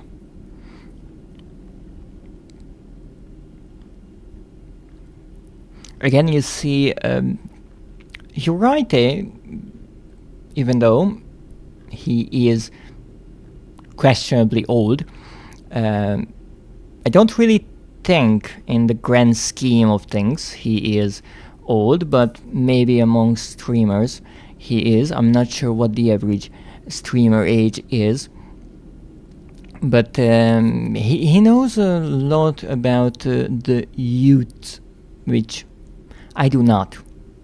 But again, since my streams are 18 plus, I don't really have to.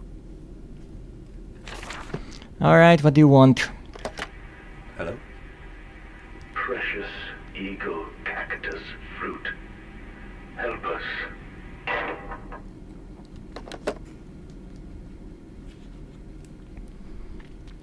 I still don't know if this makes any sense. Cactus, eagle, fruit. He kind of says it as if those words are in a list, so they should be understood as separate nouns: cactus, eagle, and fruit. It references, I guess, his adventure or expedition to Mexico.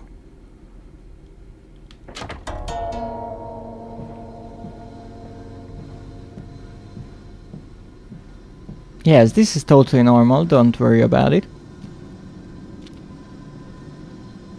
So those children look considerably young. Not sure how young exactly, and I guess that hallway is behind that door.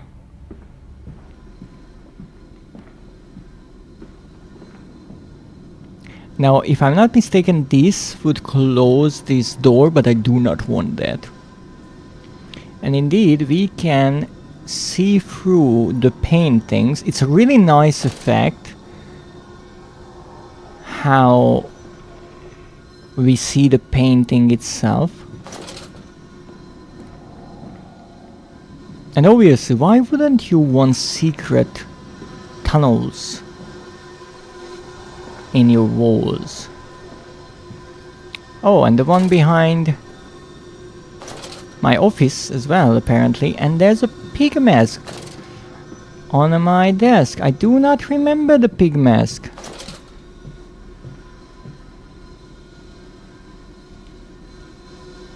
Okay, that's intriguing. Let me turn this on, actually. Look at it. It's green. Let's see if we actually see the lamp being turned on. Yeah.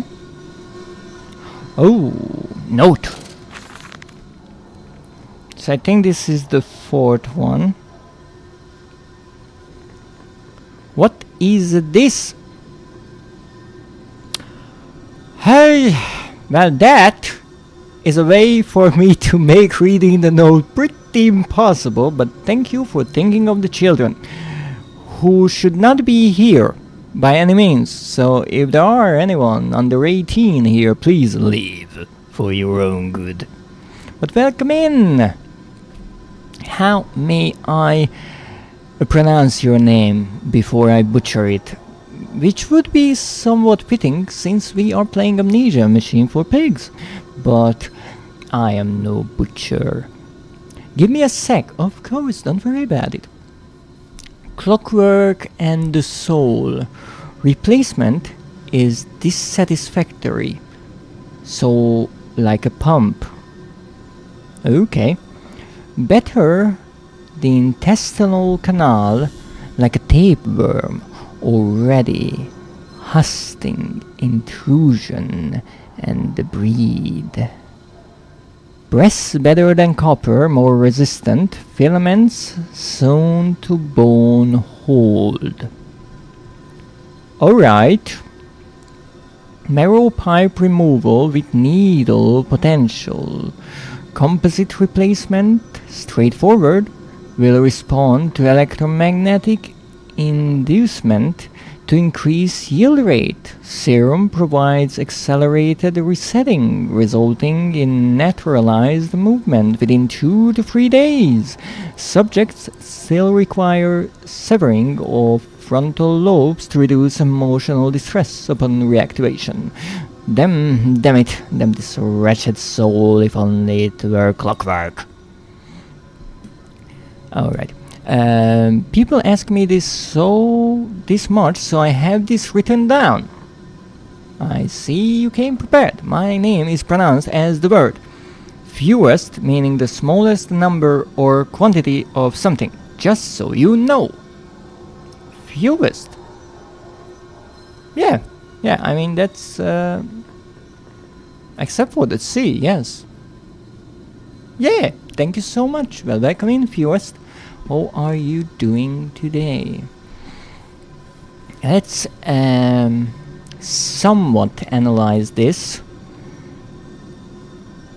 as much as I can. So we know that the lovely main character in this game tried to create human-pig hybrids, apparently with some added mechanical parts. Replacement is dissatisfactory, so like a pump. I'm assuming the pump would be a replacement of the heart. Better the intestinal canal, so that is written as an exclamation, as a command to make it better, but better is used as a verb.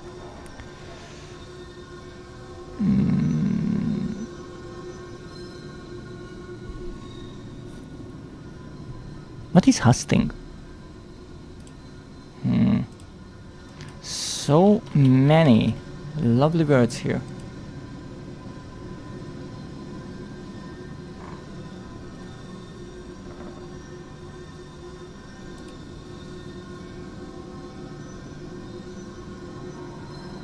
Brass better than copper, more resilient, more resistant. That might be. Filament, what kind? No, the one part that I understand here is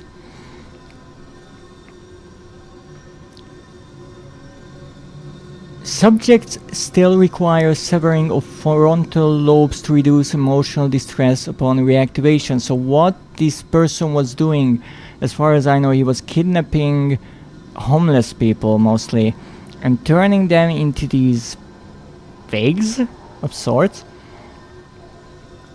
But they remained partially human, and so the reactivation means reawakening them after that transformation, and the frontal lobes are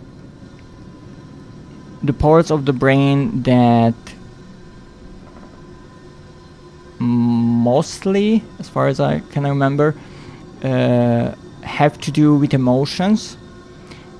And so here the idea was that they are humans, but they shouldn't be able to process emotions, so they cannot be mortified by the fact that they are turned into pigs, which is obviously a wonderful way to go about it. And I guess the true horrors of this game really lies in these details, except you really have to read these notes and think about them to get to that crazy part. If only it were clockwork. Well, the soul is no clockwork indeed. And now we're only missing one note.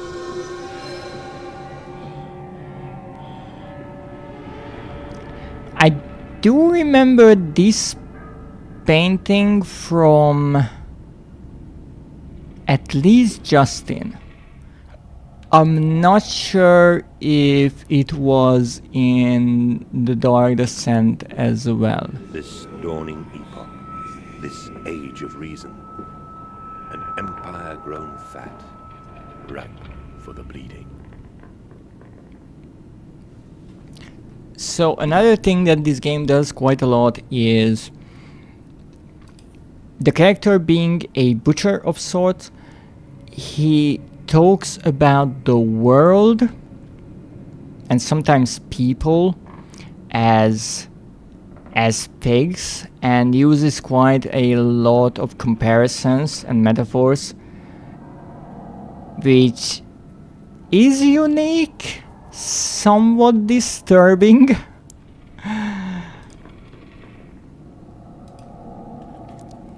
And this is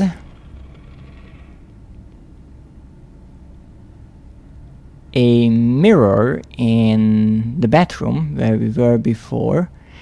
Now I'm not sure if these pictures are taken through this said mirror. Thank you for the lurk, viewers. I hope whatever you are doing will go wonderfully well. And this is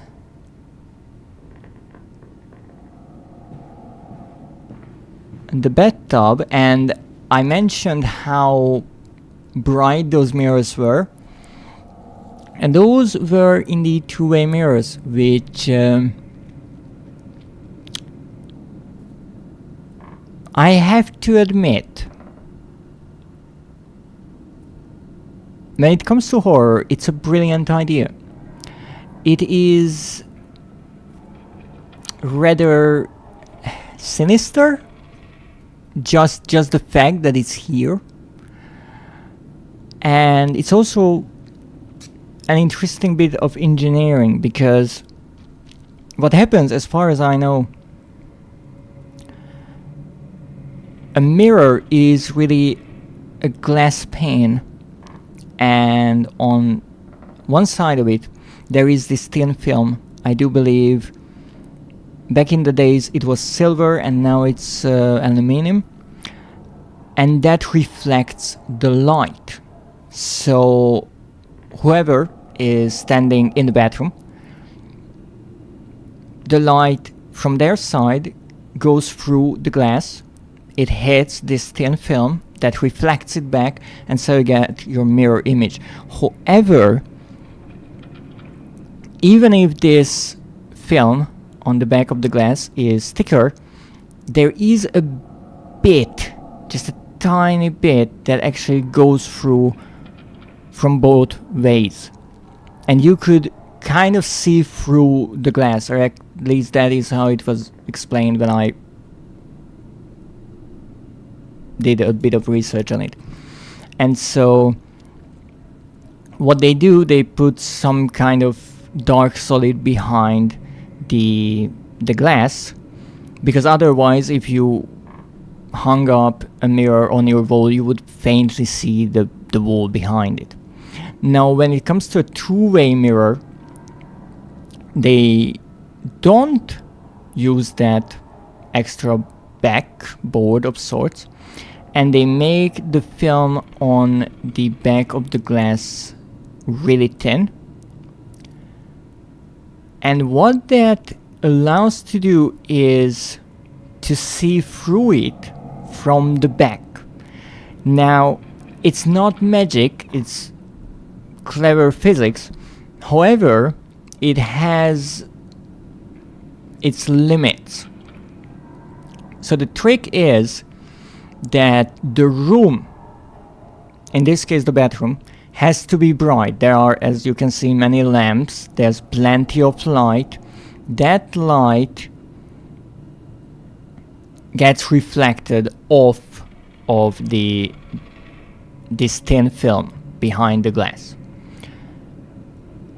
And in this room where I'm standing, there is no light source, and so someone can peek in and see everything clearly because inside the room there's plenty of light, but they cannot be seen. Now, as far as I understand, if you shine a light through this mirror from the bathroom, let's say, directly at the mirror, you could see through it to a certain degree. And especially, I think, when it comes to motion, if someone was watching themselves in the mirror and, let's say, we walked past the mirror, I think that could give it away to a certain extent. And if someone lit this candle, I feel like that would also be kind of a dead giveaway to a certain degree. Now, let's not forget that this candle is quite low, so you would have to see it from up there somewhere to actually be able to see its flame, which is, I think, strong enough of a light source to be able to clearly go through the glass. But certainly just the fact that this manor is built in this way shows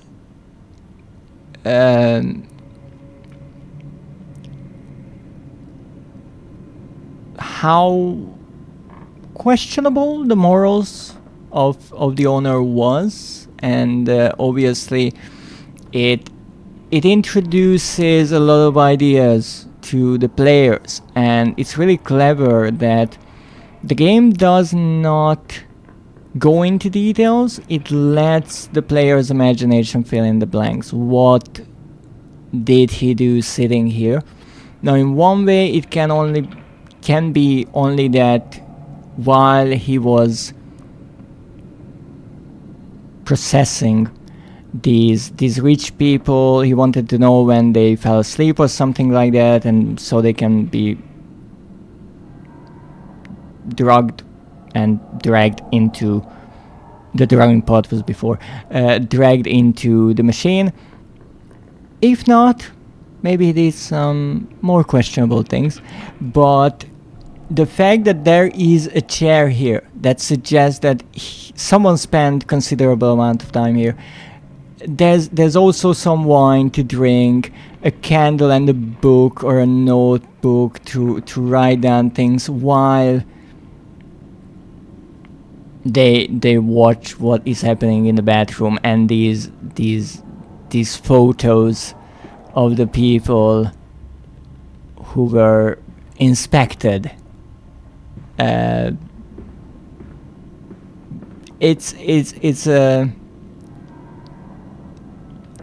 It's an idea that I admire in this game, because it builds quite a lot when it comes to the character. Oh my, that's a boob. No nipples, sorry. I don't know why, but people in this day and age are deadly afraid of nipples. Oh, that's a mighty big doggo. Ooh, it's a good doggo. Nah, I think this is... No! Oh, I didn't see that. I did not see that. Did I mess up? Well, we'll see. We'll see. Part of the process, as they say. Part of the process. I mean, messing something up here is still better than messing something up in the Dark Descent when you are looking for more than 100 tinderboxes, but I'm not thrilled. I'm not thrilled if I can go back. Maybe I can. In this one case, I could see that happening. No, I can't. Okay, if I just exit and don't save, maybe, hopefully, pretty please. Why do I think that I'm already lost with this attempt?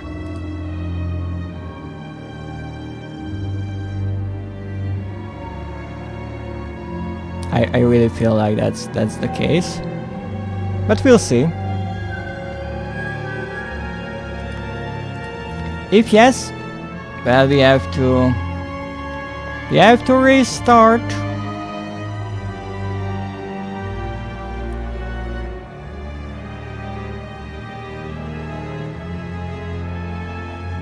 Will that be the case? Also, maybe it's just me, but I'm not sure why this game loads for so long.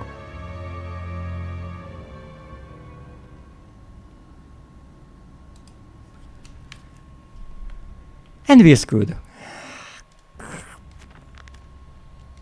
I only found 4 of them. Alright. Noted. I mean, noted in a way. Okay. Well, at least we know how long the first area is. And well, we also know that I have to be more careful when entering those.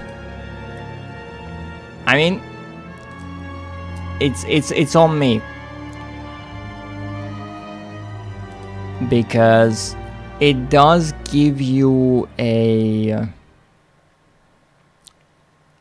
warning of sorts with the door icon appearing. I think I can skip these. So we know there are 5 notes and I found 4 of them. Now I have to say it's kind of impressive that I somehow missed one. Then at least I think I looked everywhere, but I mean, apparently not. Not the first time that happened.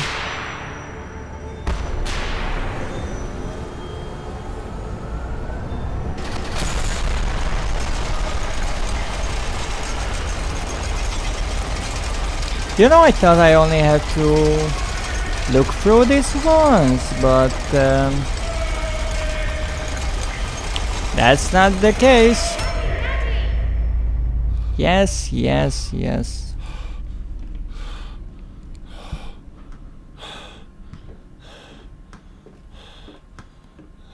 Yes, enough of the heavy breathing.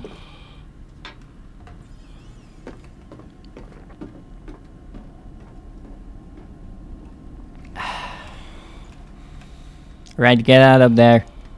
We have work to do.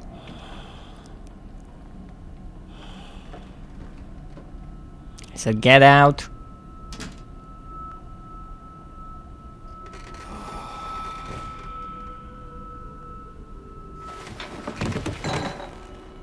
Good.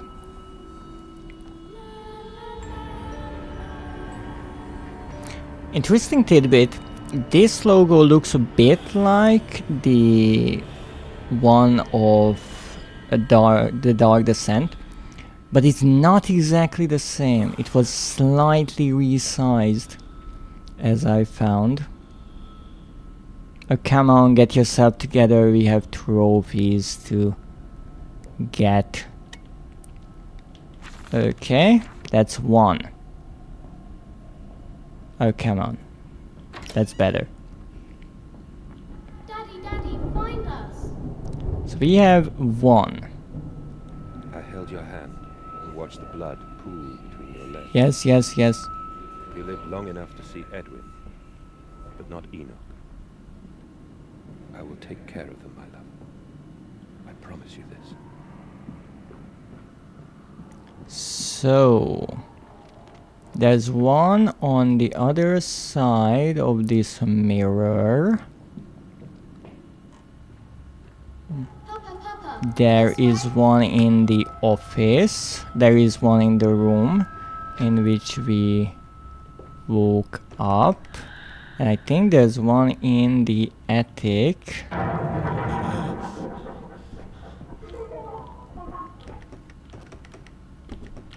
Yes, the journal. Don't want to miss the journal part. Ouch. There's a bad man coming.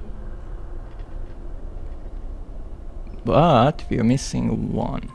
Now, here's the thing. Oh.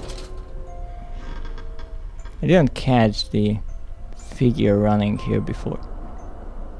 Then again, I completely missed the ball falling down this time around. So this one is kind of hidden and off the beaten path that you have to walk to play through the game. So there might be another one hidden somewhere. We're hiding, Daddy. Yes, yes, I know. Oh, this falls down. If you actually go a bit faster and look forwards instead of looking for things, you can find out all kinds of interesting details. So there's nothing here. Who closed this door? I sure didn't.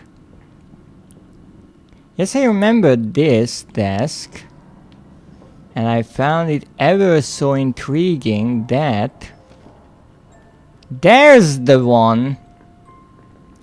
I found it interesting that there are not many pieces of furniture that you can actually interact with, the desk being pretty much the only one.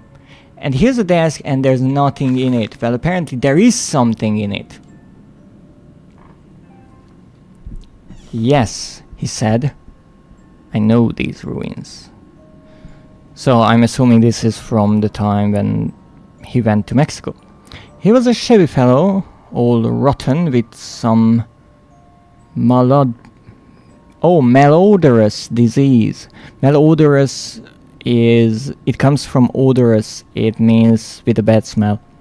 I actually learned it from this game. I caught him looking at me strangely, as if what he really wanted to know was who I knew of them. Biting back the temptation to box his ears for the impudence, I simply smiled and told him that my family's library contained intriguing travel books. The illiterate oaf did not understand that, of course. He agreed to lead us anyway. Quite a man with a superiority complex. I have told the children, truly, this will be an extraordinary adventure. If those old stones hold the financial benefits I predict, it will be merely the first of many. Oof. What does that mean? I guess another way to call someone stupid. Oh yes, stupid person, huh? A big, clumsy, slow-witted person. Oof.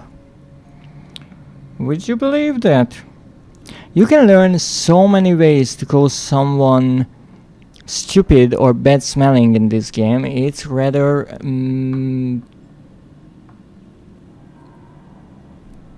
unbelievable, actually. So, we found the missing note. It was right here all along. I guess I didn't notice it because the bottles were in the way. It was really in the back. But I have to be Daddy. more cautious, apparently. I don't want to restart the game again. You don't mind if I record this, do you? I find it I start these up, but I don't really care about... along with everything Everything was most useful. You understand, of course, what the ministry sent me. That story is about someone whom the ministry sent because the protagonist was acting rather oddly. And so this ministry, whoever they were, thought it's better to check up on him. I guess this will be important because it was almost closed, but not really, apparently not. Okay, that's about the bank. Yes, yes, we have a telephone, I know. Hello? Precious eagle cactus fruit. Help us. Yes, yes.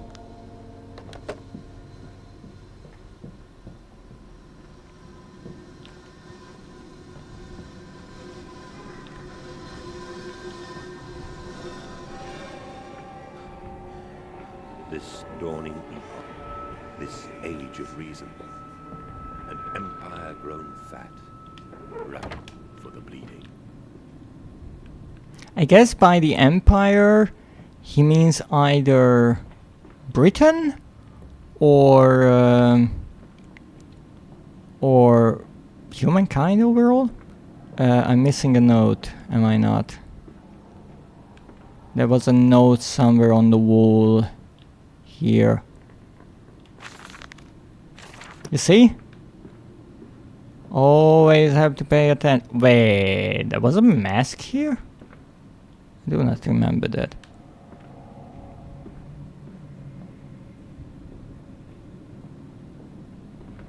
So, let's see. We have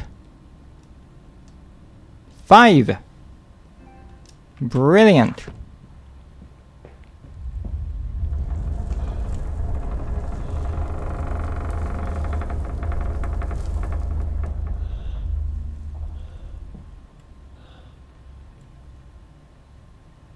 This door is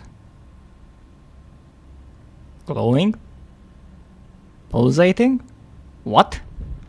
I guess that shows it goes to the next area. So I can also pay attention to that. But we found all 5 in this area. Yes! And I did it in 4 minutes. It took me more than 1.5 hours to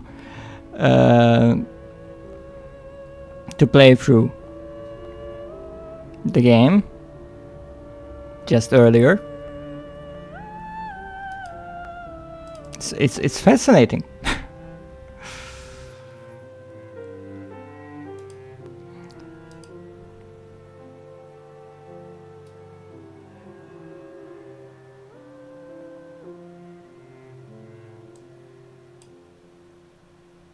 Now, let's see. In this area, titled aptly mentioned 2, we are looking for 4 notes. Yes, I already know that's how you run. I needed it not because I wanted to run from anything, but because I didn't want to waste so much time walking around. Yeah, everything is logged. Love it.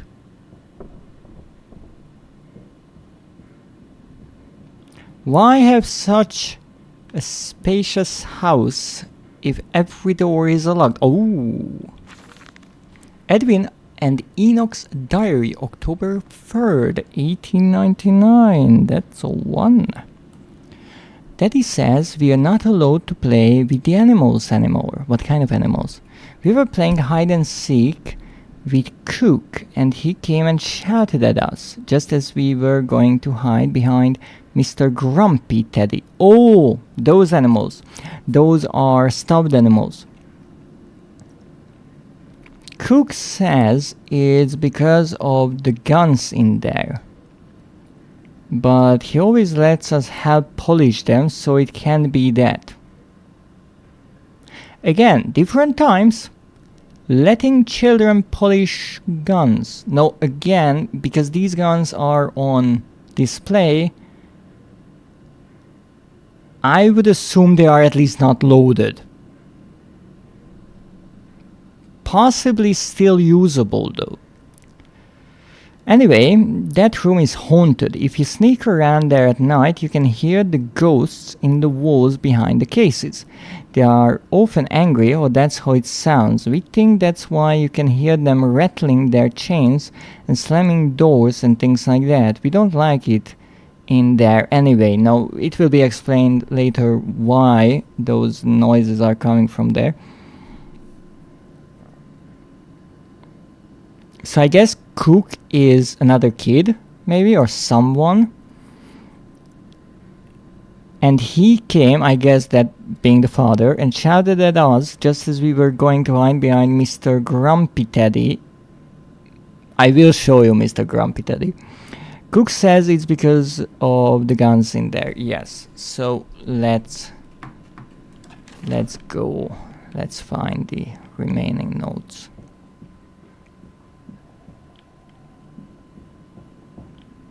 That's closed. And that's closed. Oh, and we can choose to go down on either side. Isn't that lovely? And we can turn the lamp on or off. What choices! Now, this game is not as interactive as the other Amnesia games. This way, Papa. Come and see. It's more of a walking simulator, as some people like to say. Don't worry, that's fine.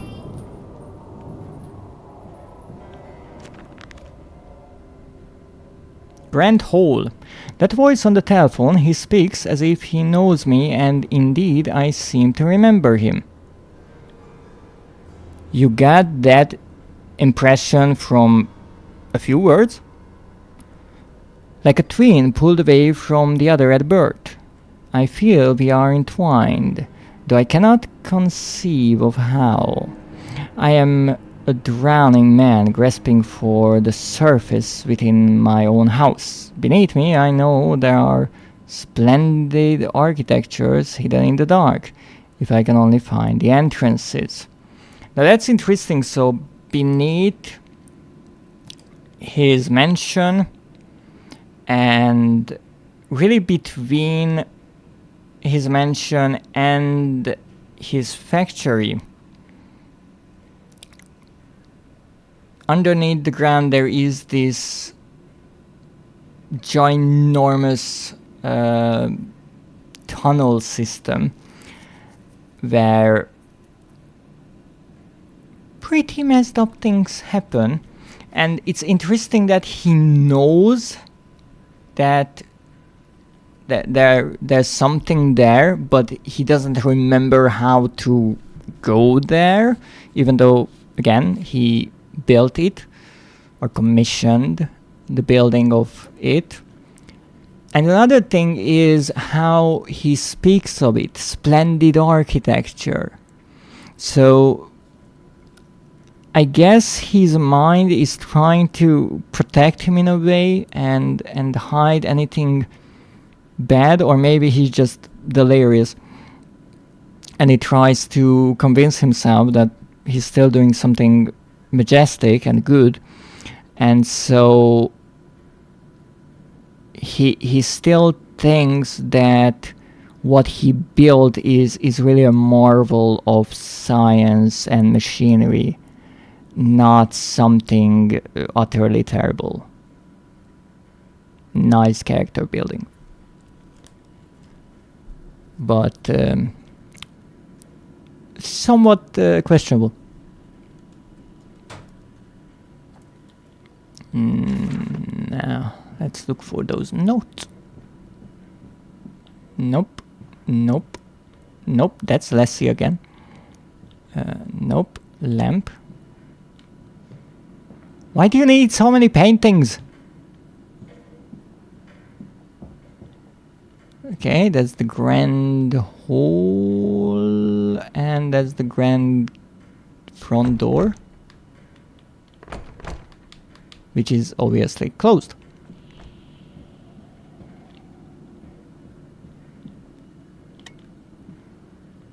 Big mask, because you have to have one of those everywhere. Piano. We can't play on the piano because this is not a Little Nightmares game.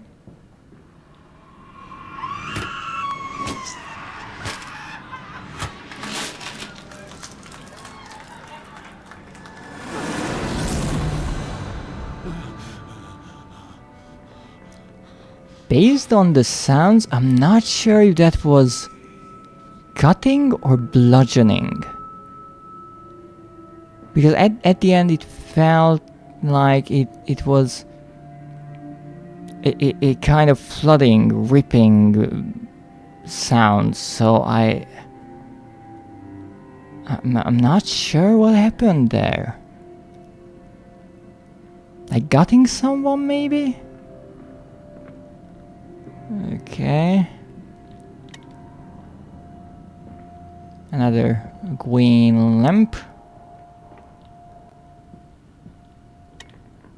Well, if I go out, then at least I go out with a tremendous electric bill. Oh, so this is how this statue or bust, I mean, should look like.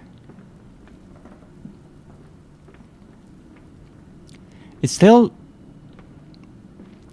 intriguing and also annoying to me how I spent a decade without much speaking English, only thinking and reading it. And when I speak, I still confuse some words, but practice makes perfect, I guess. Yes, we have one way to go there, and we have one way to go here.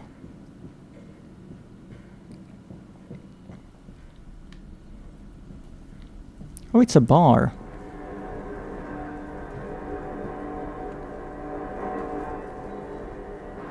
Wow. That's sure a lot of alcohol.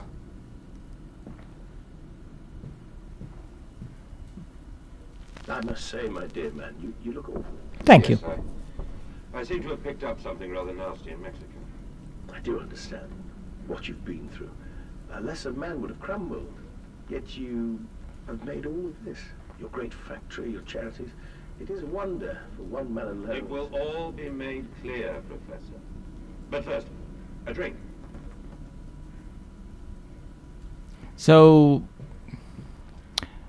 I think what he went through is losing his wife, and obviously he references his trip to Mexico.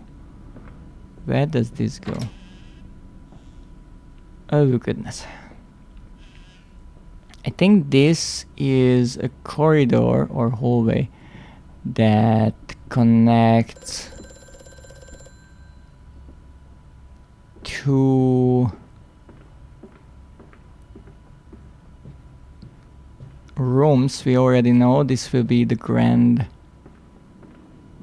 dining room, yes, and on the other end we have that bar.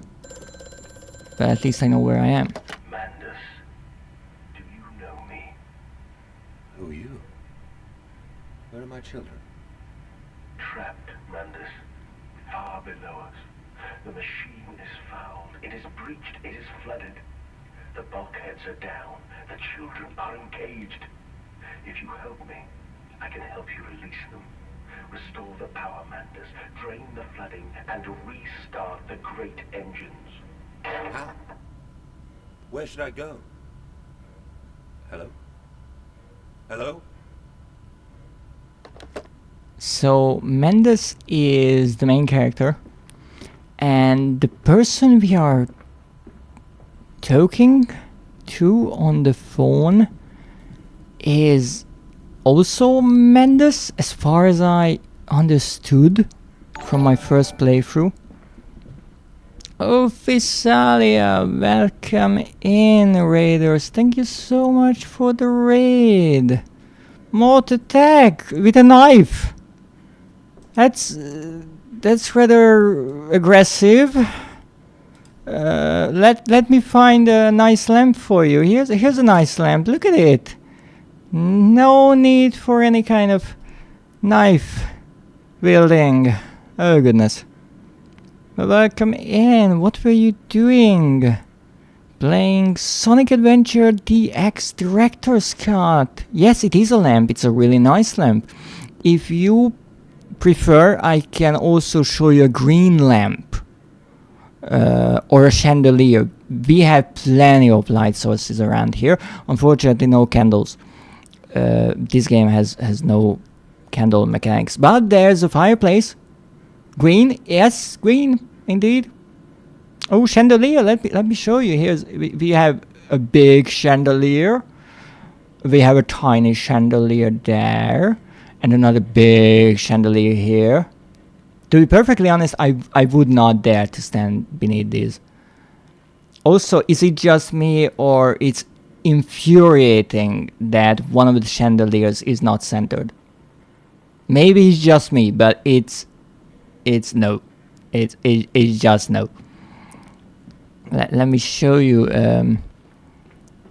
Infuriating indeed. There's a green lamp here, trying to appease the mods before they try to steal the light from my eyes. Green lamp snatches. Yeah, sorry, you will have to fight for the green lamp with your right. And here's a fireplace. My lamp. That one is mine. Good job, you're right there. It's probably more about the green color. Fire, yes, be careful around it. It burns. But fire, yeah. Now, Physalia can get any other lamp. It's fine.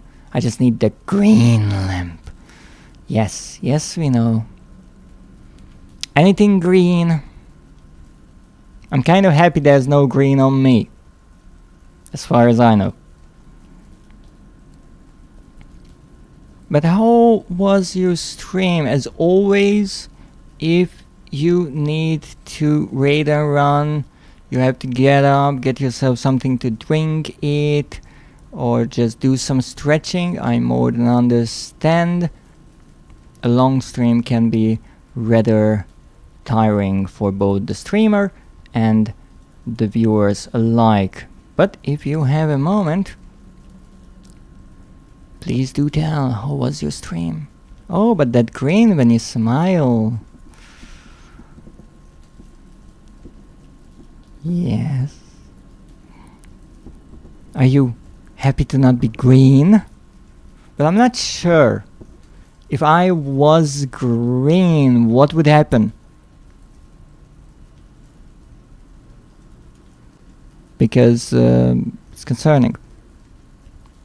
Wow! Look at that emoticon. I haven't seen that. Physalia, good job! Oh, I got a thumbs up from Physalia. Thank you so much. That's a really pretty emoticon, I have to say. And I see you have multiple in that style.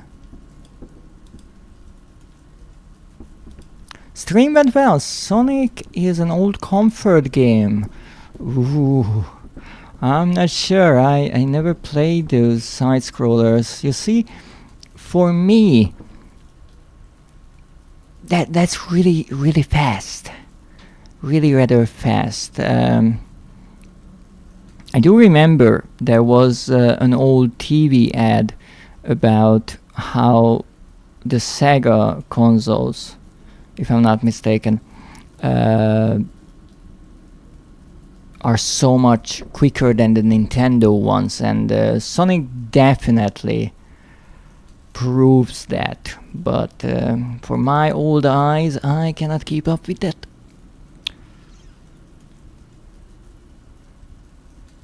Thank you very much, of course. Oh, that one is terrible gameplay. The one Sonic game I played, it was the visual novel that was released for free on Steam. I did play that, and there was one game I saw a bit of. Let me look it up really quickly. I think it was Sonic Frontiers. Yes, I played a bit of Sonic Frontiers. I couldn't get through all of the puzzles and challenges and such. The murder. Yes, the murder. I did really like that one. It was fun. And also the new character being Quokka, I think. I played Mania, and Mania Megamix is scary. I have a feeling not scary in the way that I would like it to be scary. Right? I think there is one Sonic game, and you will probably know it much better than I do, where Sonic turns into a werehog. I do want to play that one day, but as far as I remember, it only released on I want to say Nintendo Wii or something like that, so I could never get my hands on it. I honestly never played other Sonic, but this specific game, Ice Age video game, and Zoo Tycoon were my faves. That's wonderful. I see you went back to a game that is dear to your heart, and that's always nice. To me, almost every horror game is rather cozy, but right now I am replaying Amnesia Machine for Pigs to find all of the notes I missed, and so far I'm failing miserably. Unleashed, yes, I think it was called Unleashed. I don't know much about the mascot games, I would say. Most of the time I either know them from media outside of games. So for example, I saw a bit of the Sonic series, the recent one, or I know if there's a spin-off game that is horror adjacent. So with Sonic I saw a bit of Unleashed. With Mario I remember there's Luigi's Haunted Mansion. I think there's two of them. So I know they exist because they are a bit more spooky, but nothing specific. I know a lot of people love these games, and I like watching them to some degree, but I'm not good at platforming. Good luck with that. Thank you so much. Let me think. I'm looking for 3 more notes somewhere in this lovely house. There are 3 Luigi's Mansions. Really? Wow. I still remember when the first one released. I'm ancient. Also, Yakuza has a horror spin-off. Really? It has? No, wait a moment. I actually looked up the Yakuza games just so I know the franchise, because you're right, he loves them. There are the Yakuza games, then there's the Like a Dragon games, and there's the Judgment games. But the Judgment games are like crime. Yakuza Dead Souls. Okay, I will look that up. I will look that up, but I hope I actually find something. Dead Souls.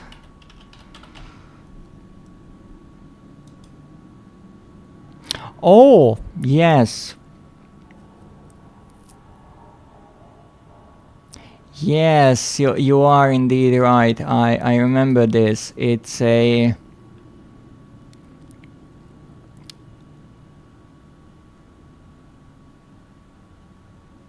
It's a rail shooter that was released on PlayStation 3.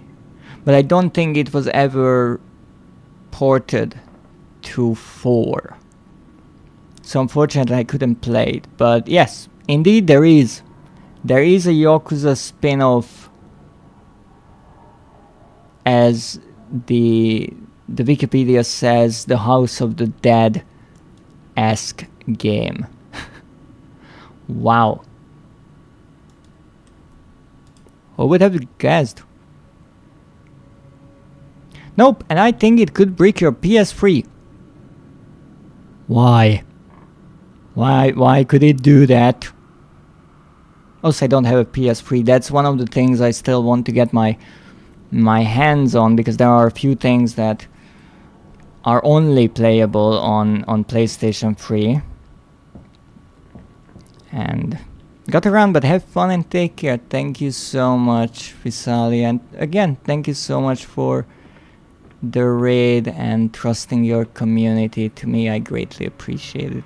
I hope I will get to tune into one of your streams one day, but as we stream at the same times, I mostly miss them, unfortunately. I can still check the boards.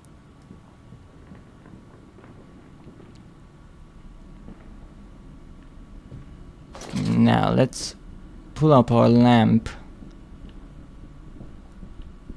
and let's look for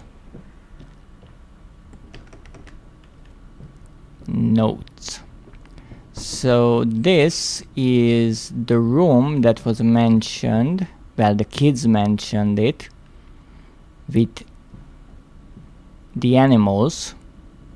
They said playing with the animals. Also, fantastic painting, not at all creepy.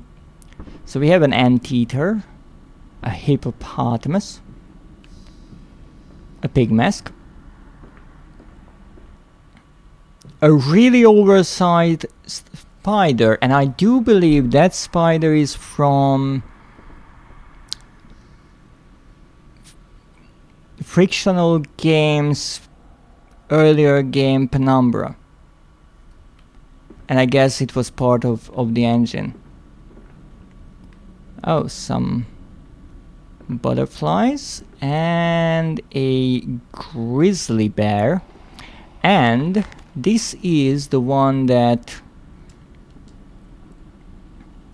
the kid's diary mentioned, calling the grizzly Mr. Grumpy Teddy. He is Mr. Grumpy Teddy.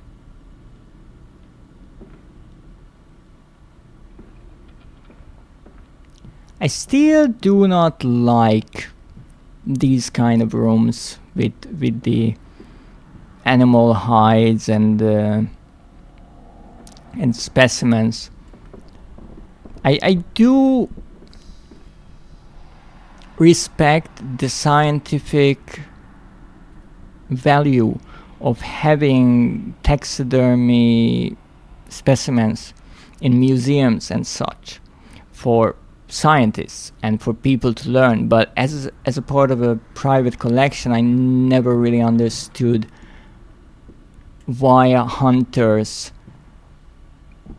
go on so-called expeditions or hunting trips around the world, and they have the animals displayed as if saying, oh, I killed this one.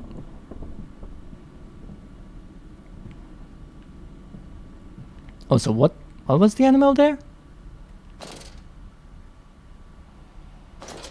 Not sure. Now, can I find the notes? Because so far I'm not finding any notes. I literally just found one, which is 3 to less. That's logged. I think that's the bathroom. No, that's not the bathroom. Ha ha. December 20th. Oh, welcome in, Dip. Now I will try to not butcher your name. Shiriot? I'm not sure. If I mess it up, please correct me. But welcome in and thank you for your first time chat. How are you doing today? So many lovely emoticons. So colorful. Yes, well, that's wonderful. Most of the time I butcher everyone's name. But today I am free to do so because we are playing Amnesia, a machine for pigs, and we are playing as a butcher. Now let's note down that we found another note and see what we... Ooh, that's a froggy. Cheer on, what a frog. Frogs are rather fascinating creatures. I think there will be a frog later on. Let's say not in its natural habitat. I am to have a visitor, the distinguished Professor A. He is come to ascertain my mental well-being after my prolonged absence from the club. But I am not stupid. He is here to spy for them. When they stole the Ripper, he was often called to pontificate upon lacerations and missing organs. And now he comes to me to doff and wheedle and, my dear sir, and, but you must still grieve, and perhaps just a quick look at your engines, the triumph of the age. He knows nothing of loss, nothing of sacrifice. Now, this is interesting. What he's talking about is the main character is this rather educated and rich person in London, and he runs a butchery or a slaughterhouse, as I used in the title of the stream, an abattoir, which, as far as I know, the British word for a slaughterhouse. Now, it was mentioned earlier that by introducing machines, he might ruin the family name, so I'm assuming that he's not the first one that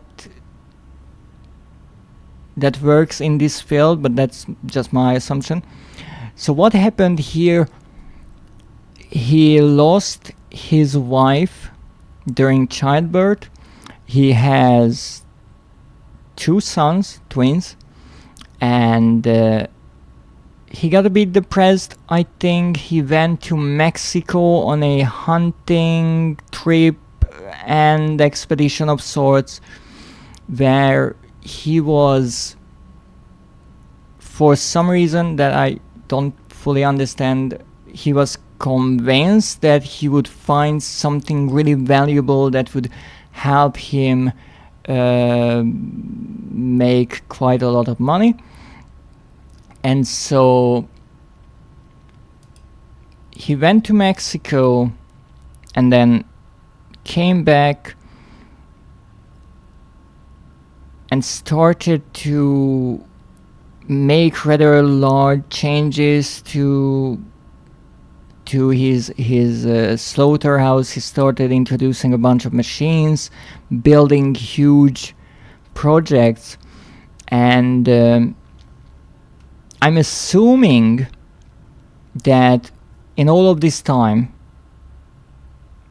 for obviously reasons, he wasn't visiting this club. And these people, these wealthy people who are part of the club, they sent this professor to check on him if he is alright. And we found recordings of that meeting earlier, and we will throughout the entire game. And this is rather interesting. No, I cannot decide who's in the right or the wrong here, because on one hand I can more than imagine that these entrepreneurs would spy on each other, but also he sounds rather suspicious of everything and making fun of the things the professor might say. But one interesting historical tie is the fact that this was written, based on the game, in 1899. And this Professor A, I'm assuming being a professor of medicine or biology or something like that, he was often called to pontificate upon lacerations, cuts, and missing organs when they stalked the Ripper. The Ripper, I'm assuming, being Jack the Ripper, since this game takes place in London. And those murders happened in 1888, if I'm not mistaken, so 11 years prior.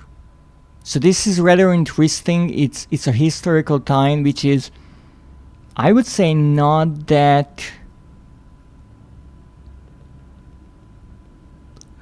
common in the Amnesia games.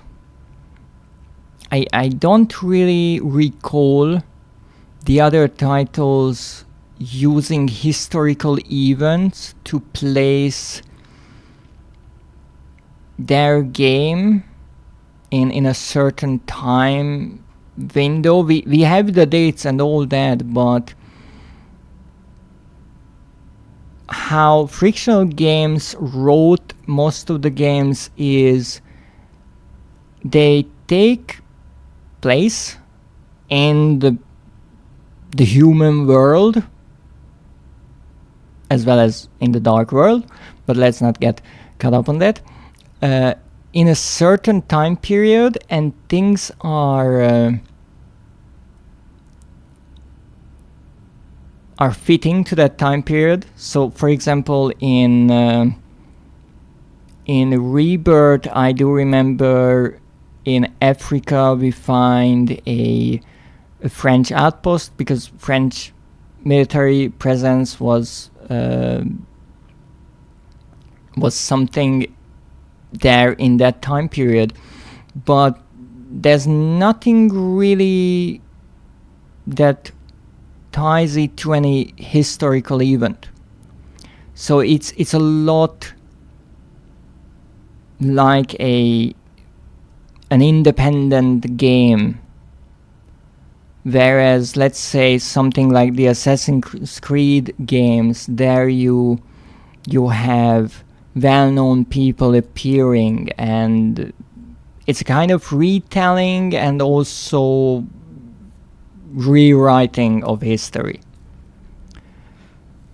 But to refuse, that would simply poke the hornet's nest, invite a swarm of interlopers and thieves. I must entertain this buffoon and submit to his intrusion. Perhaps I should show him the tripery. See whether his stomach, so trained by rummaging in the innards of clumsily vivisected horse, is strong enough to stare into the real engines of his golden age. I may even introduce him to Jack, or his sons, at least. We have stronger locks on the windows now, and we bring their toys to them. Now this is one of the most sinister notes I would say in this game, because first of all the wording is to some I would surely say triggering, and again why I brought up the entire point of real historical events. If you're writing horror, even if it mimics real life, if it's just fiction, it's, I don't want to say alright, but it's less risky to be cruel about it. Here we are talking about real people, real historical events, and so the mention of the Reaper murders and those victims in a way is distasteful. It's something that at least I could see people get upset about. I don't remember if there was any kind of outcry about this game, but it's one of those occurrences when the developers dared to do this, dared to write these lines. Whether or not it's a good idea or I agree with them is a whole other story. But it certainly makes the game even more sinister and a lot more disturbing to people.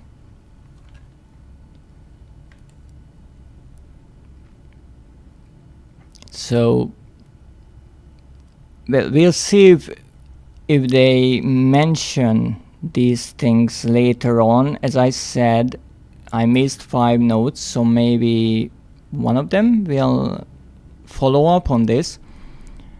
But this in itself is a rather troubling note.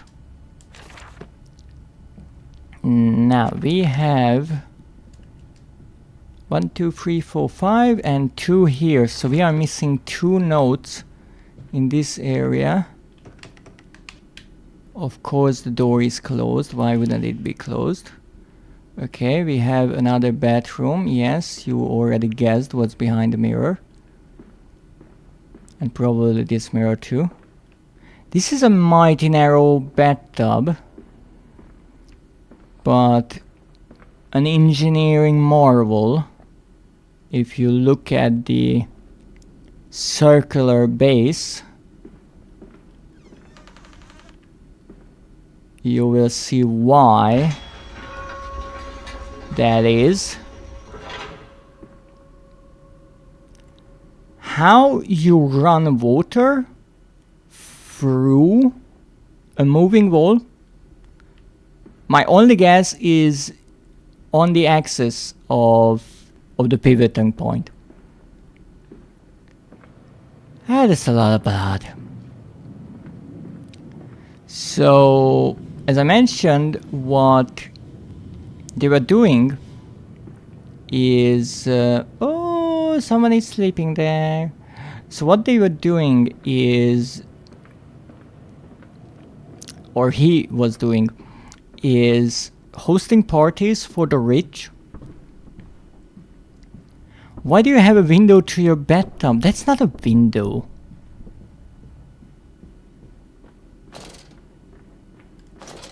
That's a mirror.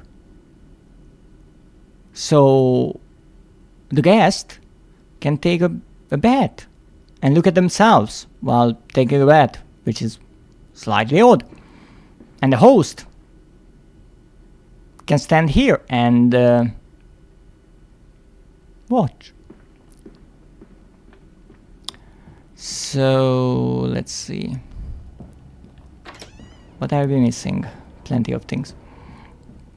So he was hosting these parties, and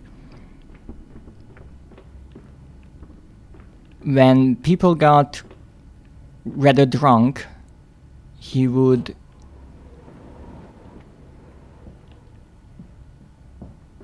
kidnap them to a certain degree, even though they were already at this location, and throw them into the butchering machines, which we will see shortly. I do believe you can open this as well. What now? Calm down, I can't see anything like this.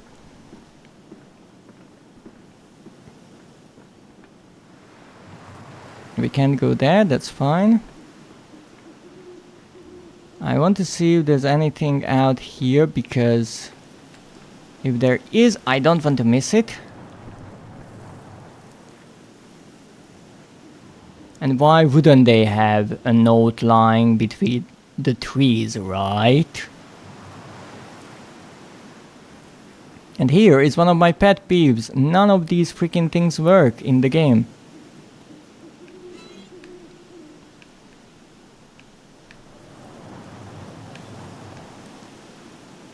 You see? Nothing. An absolute scam.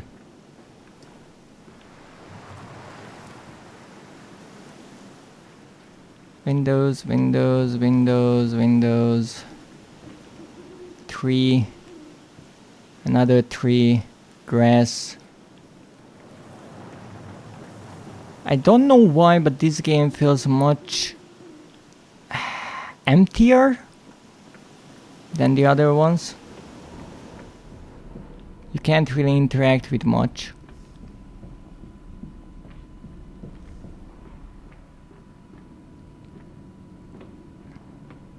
So this is logged. This will open later on and will form a pathway to that door, blocking the entrance from those two sides. But for now, I'm much more interested in finding the notes I'm missing.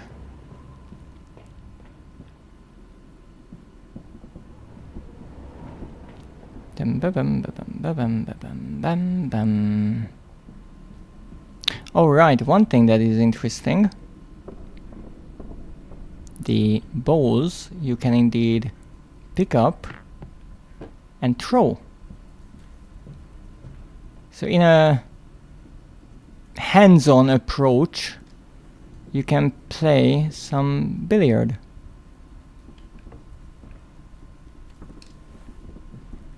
Let's try that.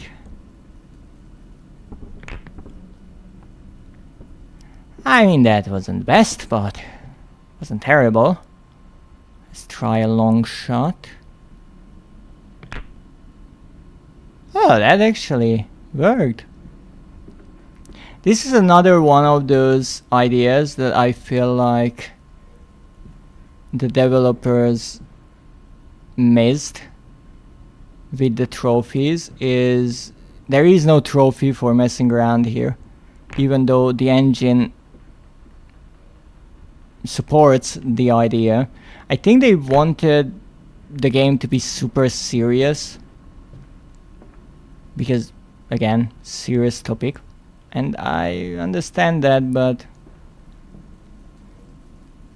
even in Amnesia you could mess around and have fun with silly things. New follower, thank you so much for the follow. Renimus V, I hope I pronounced your name correctly. If not, please correct me. As always, everyone is more than welcome to join the conversation in the chat or just lurk in the background. Perfect! Wonderful! 3 out of 3 for today. I don't know what is happening, but I'm not butchering names. Oh, come on, that was already in. Come on, you! You can do it! Yeah. Yes! Ha ha ha ha. Okay, you, no, no, no, no! It's in there! Ha ha! Perfection indeed. Wait, what? Oh, this is already full. Okay, we have to find another hole. It's kind of strange that the boats are slowly moving, but that's fine. Okay, where are you going? You're just spinning around. That's okay. Perfect! We won the game. No, we didn't. How are you doing, Renimus? And what is that badge? TwitchCon 2025! Oh, that's wonderful. Oh, because that was the 10th, right. I didn't understand the number 10 right away.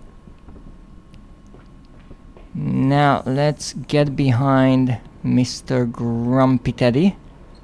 And we can do that, I do believe, by doing some trickery here. No? It's not like that? Oh, these are all the poor animals he murdered. Also, I can only open half of this, no matter where I grab the door. Stop you. So if I grab the left door, I'm still moving the right one. Slightly odd, if you ask me. And I can't do anything here. I thought that's how you open the secret door, but apparently not. I just have to push it? Oh, I just have to push it. Oh, that's how it is. I overcomplicated things. So this is one of the access ways into the factory. You have all kinds of lovely machines, some really thin chains, and a whole lot of caged off things.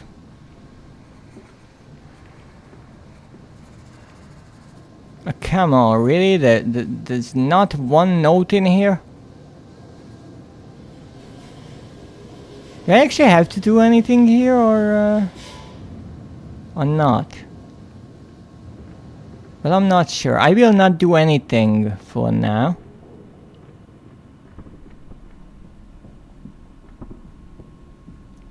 Let's instead check on the bathroom. I did not think it would be this difficult to find the notes, but that's how we are right now. And I really don't want to restart, so I have to be extra careful where I go or what I interact with.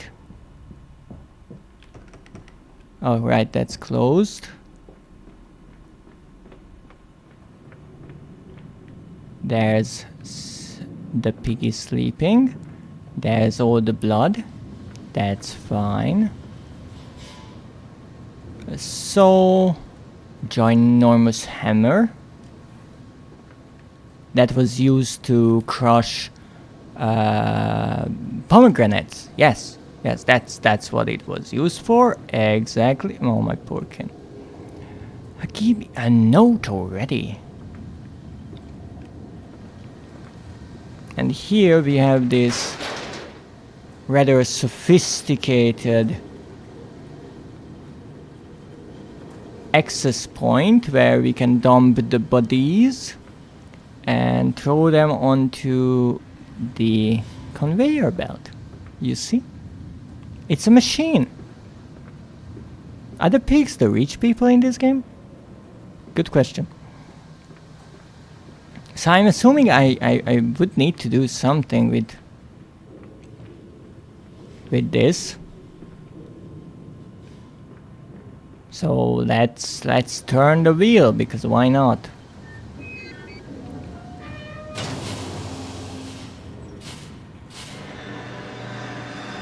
No idea what I did, but I did it.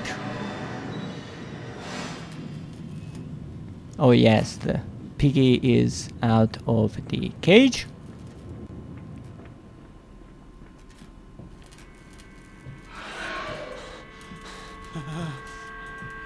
And running away.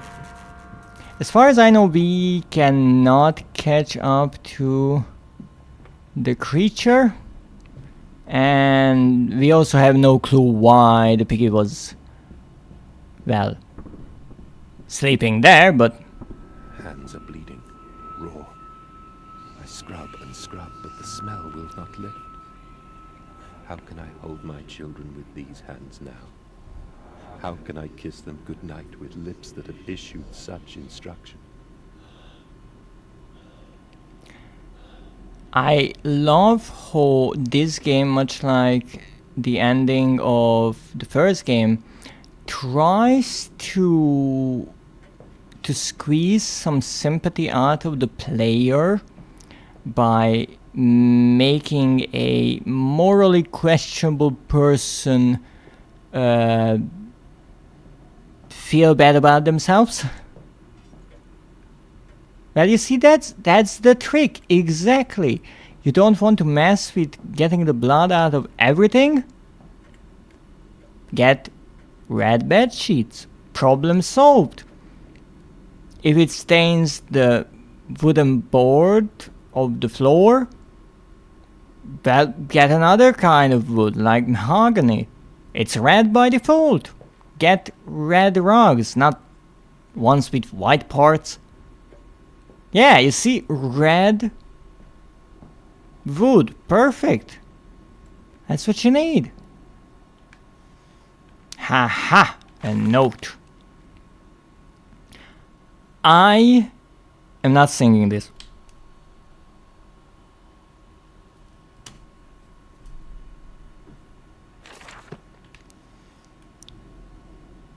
Excuse me? Yeah, wine, because, like, is there anyone, really, anyone, who stores wine bottles in drawers? I never heard of such a crazed lunatic, and I'm one. Okay, but that reminded me, was this always logged? So that reminded me of where the other note might be. There was a song, if I'm not mistaken, on a chair.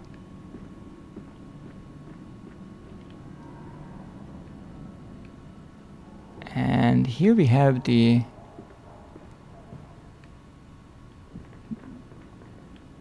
instruments. I think it was actually a song in German.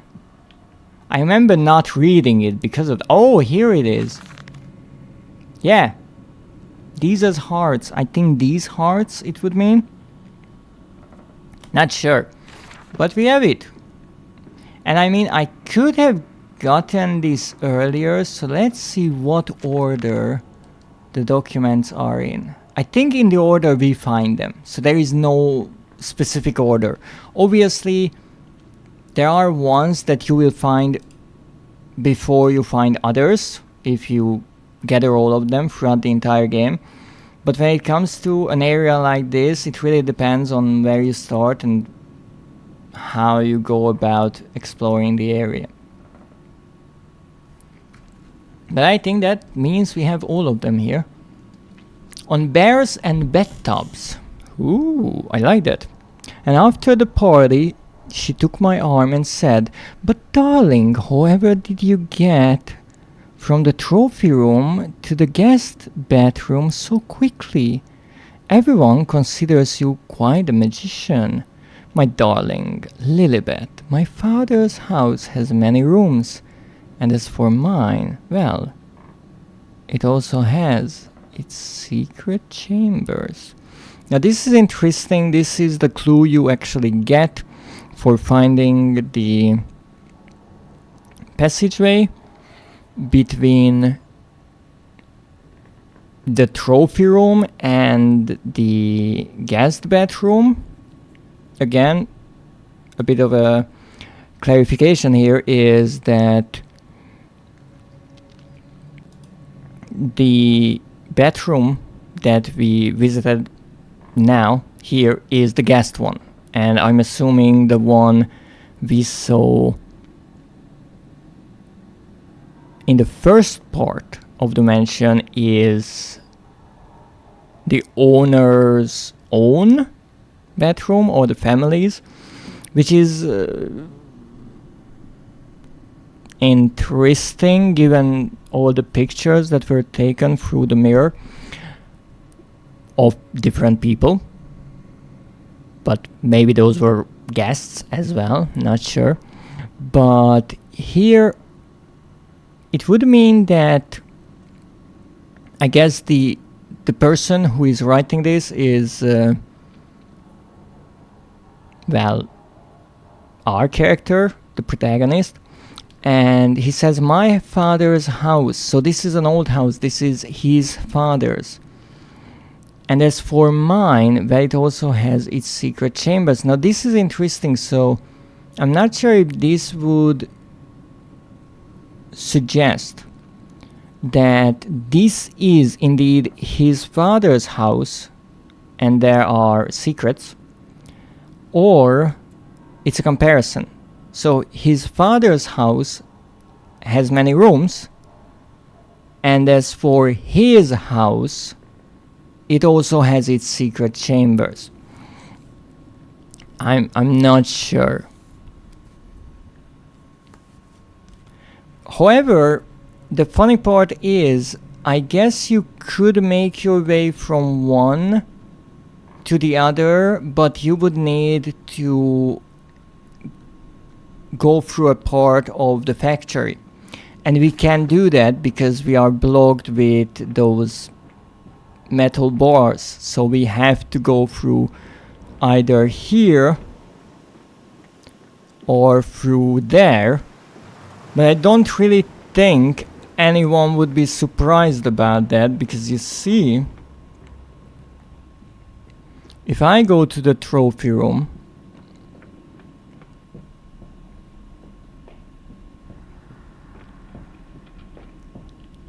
I guess everyone sees this door, so it wouldn't be much of a surprise that I took a stroll through the garden. And now it's open. And voila, I'm here in the guest bathroom. So I guess what is implied here is this secret passage, but we can't actually move through there from one place to another. We can visit both separately. Also, was there blood here before? Because I saw the creature running away that way, not through here, but the door was closed here, actually that one I think, to stop us from coming through here and making us go around. Odd. Well, I guess I have to activate this. So I guess if we went along this catway we would find our way to the guest bathroom, but well, we can do that.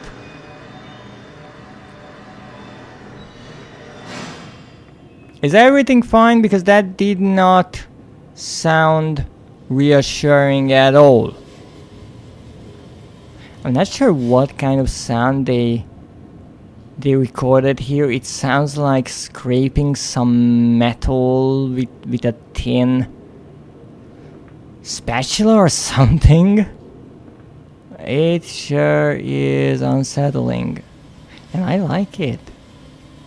It's a nice sound. It puts you on edge.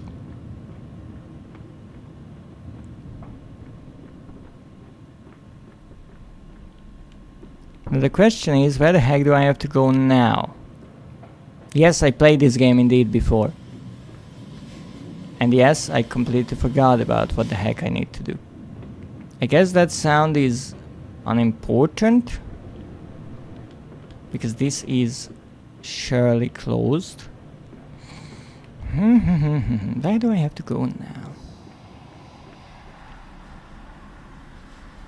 That was a reassuring sound.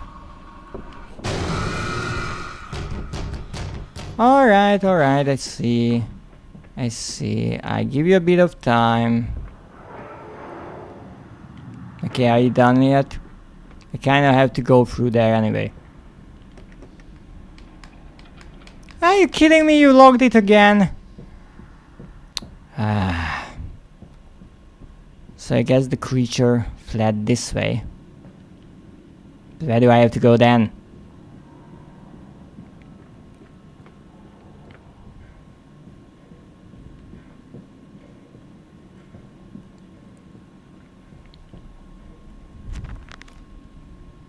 No, there's nothing here. I already read these, so I will get the little marker off of them. But I'm pretty sure I can leave through the main gate. And most of the doors are locked.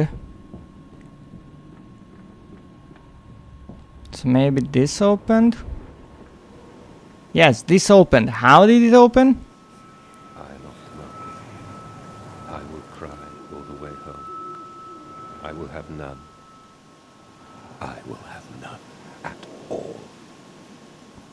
What he's talking about here, I'm really not sure. How this opened, I'm also not really sure. But I like the design of the hinges being on the corners, and this being a four-way pathway, and based on which doors you open or close, you can lock certain entry points and open other paths. It's rather clever. And I guess this will lead us to the next area, which is the cellar.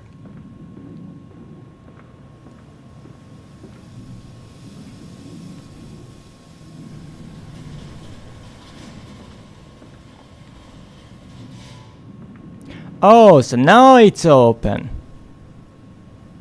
Oh, okay, so this was the area we saw. And this is the secret passage. So we go from there, that's behind the bear, to there, that's behind the guest bathroom. He's coming. Come on, Daddy. It's this way. And there's the conveyor belt that I mentioned, and a whole lot of steam machines. And I'm stepping over these things, and I'm not sure if that's good for my health or, well, the engines. But I have to say, look at that decorated steel walkway. It's crazy. A curious discovery. Metal ticking as it cools and contracts. This must be the strange machine my new friend told me of. If my children discover this place, it is entirely conceivable they strayed downwards. Delighted in their discovery. Very well, it seems my route is predestined.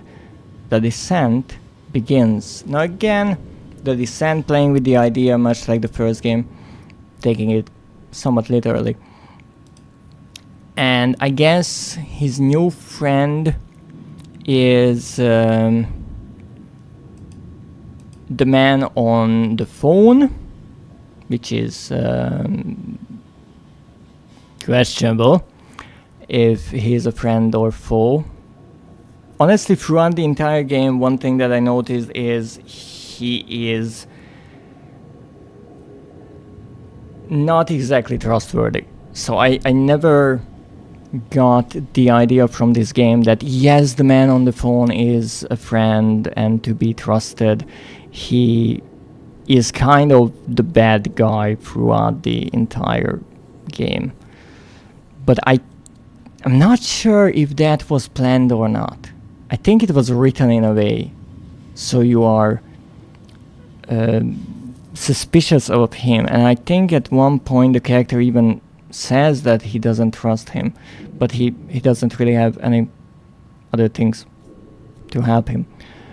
And here again he seems entirely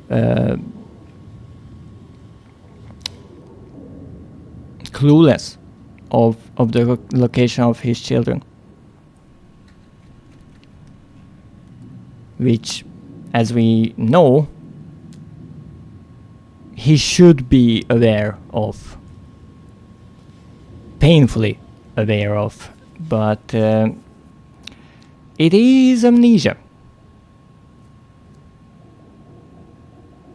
So he has to have it.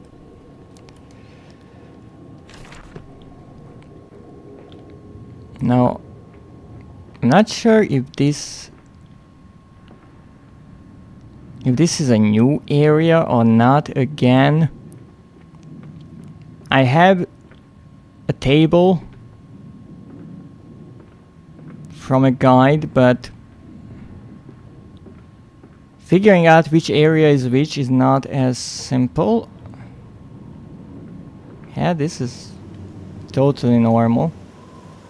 I just come through the wall there. Okay, that's a really, really good scene. Holy moly.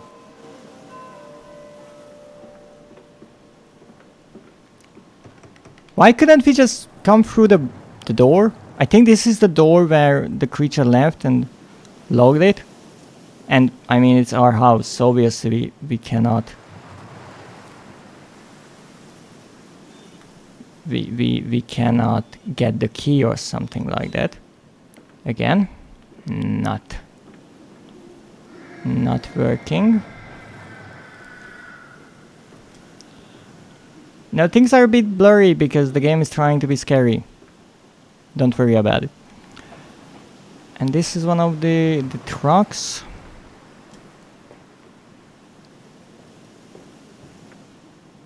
Delivering something.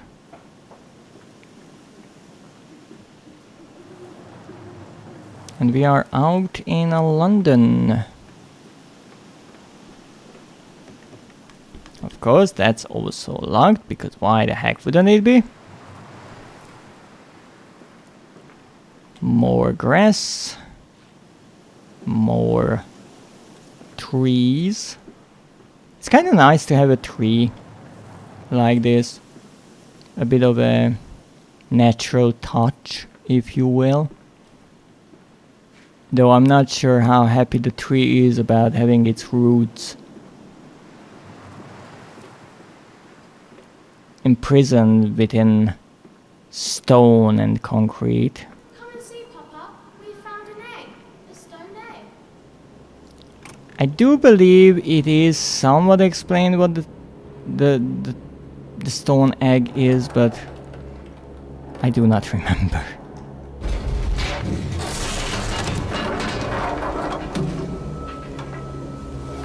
You know, that's totally on you for not installing that pipe better. And again, another time when we have no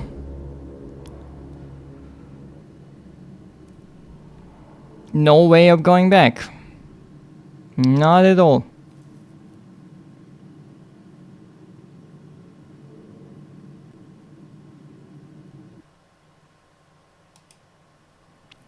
Well, let's see what we have here.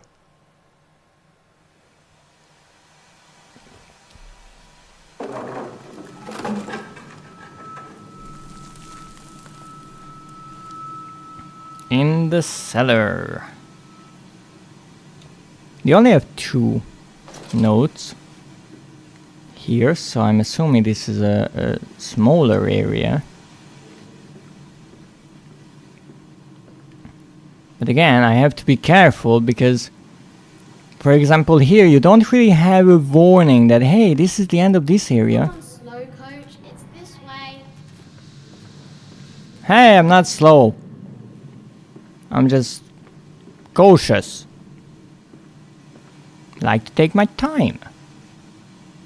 Some people really like that. Haha! You see? That's a note. I realize now that my fear of dirt stems from the disease I contracted climbing those lost jungle temples. It is as if those clean places, so free of humanity's filth, imprinted upon my soul and left it fragile to what I find here.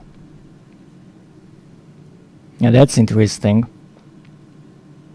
So the jungle temples were clean. And coming back here, he finds the world inhabited by people filthy. But then why is it dirt? Fear is what keeps us all in our places, and the fear of the flesh, the ruin of the flesh, is the greatest of them all. I am sickened, I am ruined, but I will build such machines to contain this plague and heal us all. A new century is upon us. Indeed, because this is written in 1899, and that is a reoccurring sort of symbol in this game, a new century, something new, which is rather clever. But here, I'm not sure what he actually means here. He says, from the disease I contracted climbing those lost jungle temples, and as far as I know, he indeed fell ill after or during his expedition. But then he says that he will build such machines to contain this plague and heal us all. But that plague is not the same one, because he is building a machine to get rid of people, because people are filthy, and that's how he wants to heal everyone. So the plague that is destroying the world, in his worldview, is people living in this world. So again, it's really interesting how these notes are written, because they kind of sound like ramblings of a madman, and they are kind of are ramblings of a madman, but also because of the language being so polished, it's difficult to understand to a certain degree. It makes it sound so refined. And as we know, he is a bit mad, at least to a certain degree. But let's see. We are looking for one more node down here. And I want to find that one node before I I stop streaming for today. Do you have a note for me, or you're just annoying me again? The shaking ground you feel is our attempts to clear the floodwaters. Treachery, Mandus. We were undone. Your children are trapped by this act. You must find them before it is too late. What do you need me to do? How can I find them? Always deeper, Mandus. Through the piston room and into the tunnels. Then find the bilge and flush the rotten water. I will help you where I can. But you must be swift, my little friend. Now, what is, to me, always confusing in this game is how the person on the phone is in theory a part of Mandus. So he is hallucinating these conversations, or he exists separately somehow, but still Mandus forgot about everything, and his subconscious or his malevolent part is trying to trick him into helping with the machine by saying that his children are trapped when his children are already dead because of the machine and because of Mandus. And as far as I understood, it wasn't exactly an accident. But at the same time,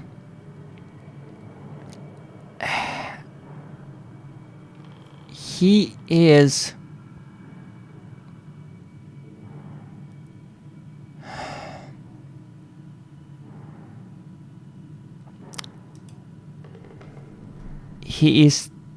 trying to trick the player.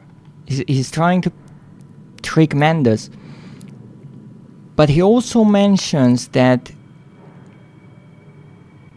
they were sabotaged in a way, and the saboteur was actually Mandus. And as far as I remember, the man on the phone knows that, but he also knows that he needs Mandus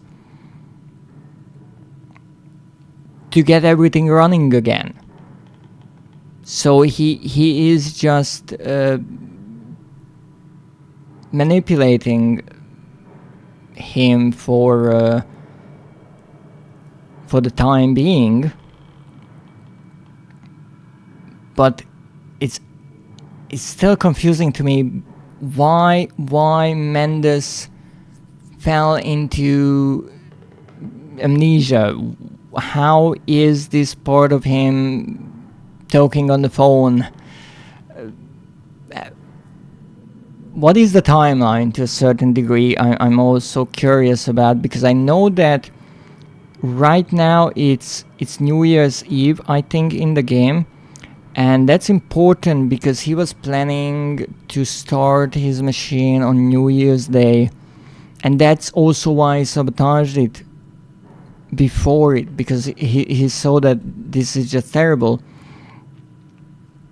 But then he had this breakdown, or forgot about everything, and I don't understand, because in the beginning, when the character wakes amongst all these wine bottles, I just assumed he's drunk. And I really thought this is another person. And the kids are really just trapped in this machine. But as we learn, that's not the case. And that's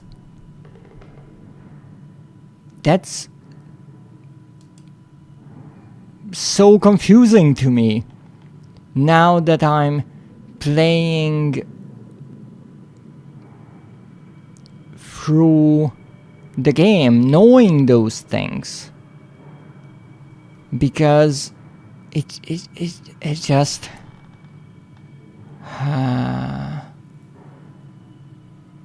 because it's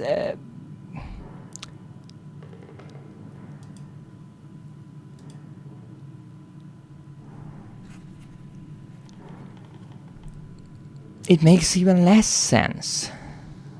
It's curious, because in most games, when you play it for the first time, You make your assumptions, and something makes sense and something doesn't.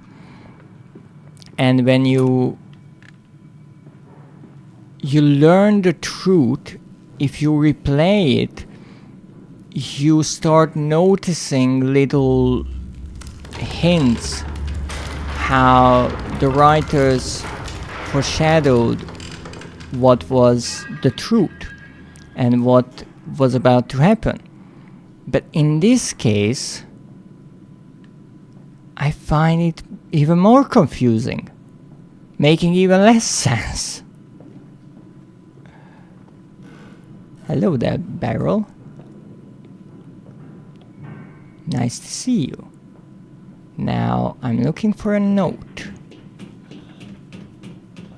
Look, I understand you want to scare me and all that, but there's my note. And what's in all of these barrels? Note, note, note. I know that's a fuse, it's a blown fuse, I understand it's terrible, all that. I wanted to open that, but whatever.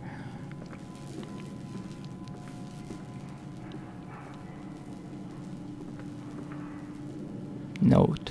That's not a note, that's a fuse. I don't want a fuse. I don't want this fuse either. I have like 7 fuses. Okay, only 3 actually. Ooh, this is interesting. Okay, I guess I have to do something with that fuse. Because otherwise I can move on, but then again, do I want to move on? That's a tricky part, that I don't know how long a certain section is, and so I have to recheck everything before I do something that I assume at least will change the area that I have access to. Okay. So here's a fuse in case you need it. I think I actually carried that in my first playthrough. There's a fuse as well. And one thing that is quite a big change in this game is there's no inventory. So you can pick up items to them, use them somewhere else. You actually have to carry them, and that makes it so the items you need for the puzzles most of the time are close by. Okay, I'm sure touching that is a rather brilliant idea. Okay, can I do something now?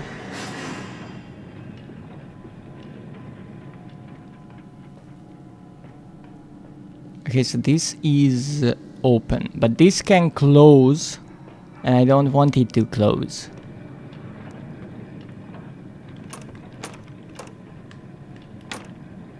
Come on, it can move this much while being logged? Wait a moment, that...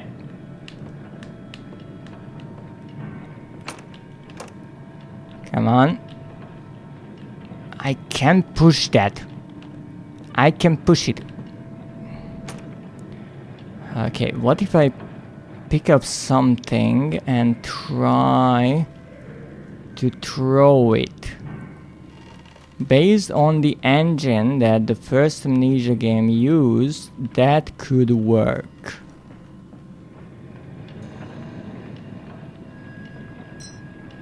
I want to throw it. Are you serious with me? That was a throw. Oh, come on. I can get in there.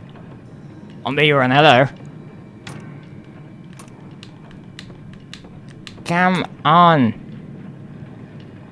Alright, let's check the other thing here. What's this?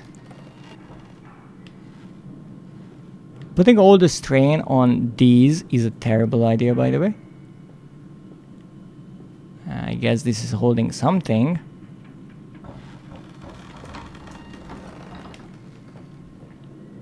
What's that? What am I moving? Okay, we're moving that. Whatever that is. Okay, let's move it.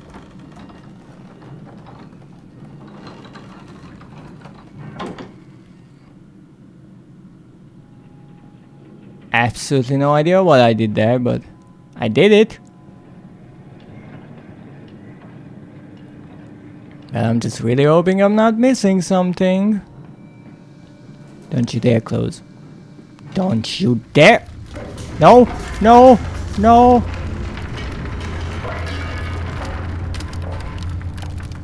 Mwah! I'm back.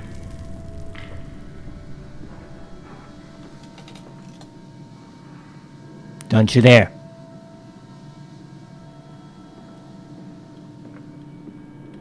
Okay, what did I do down here? Closed, fine. Bandaged feet and eyes. Small bones in the orchard. I have carried this world on my back with its legs about me. Damn this wretched soul. I am given birth to nothing but machinery. That was quite poetic, but yeah, you kind of have a superiority complex about you, don't you think? Alright. Why is this important? So I can climb up here? Is this good for me? Could it be any darn darker? Please. I literally have a flashlight and I can't see anything with it. Great, there's nothing here.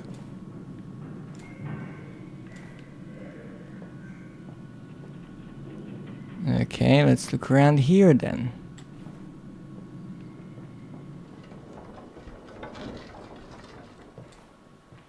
Okay, so this is, I'm assuming, one of the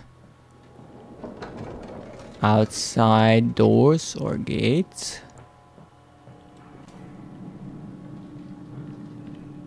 Oh boy.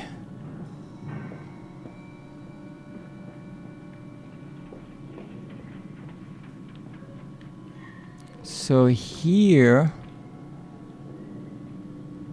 we have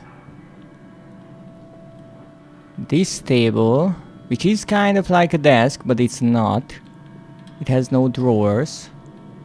And I'm guessing this is where the barrels are getting filled with something. And there's absolutely nothing here. At least this gate didn't close. Not that it helps me much. But it's open for interpretation. No, don't you dare fall down, you moron. What did I say? Come on. Up you go. No, this is not the intended way for workers, but you can break your neck anytime.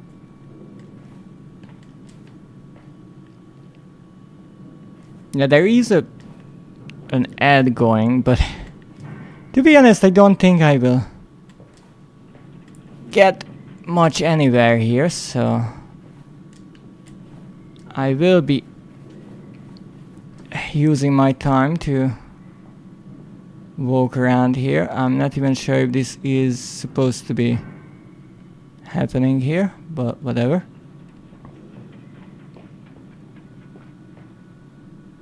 I'm happy I got out of that place. Okay, so do we have anything here? Well, we have this. Tables.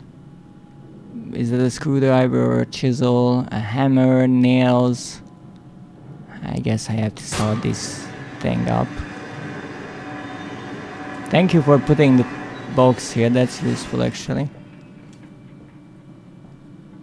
Nothing here, nothing here, nothing here. Barrel, more barrels. I mean, they could have put a note on top of the barrel. Here's a cart. Oh, why didn't I stop with the previous note? Okay, what did I do? I opened this. Great.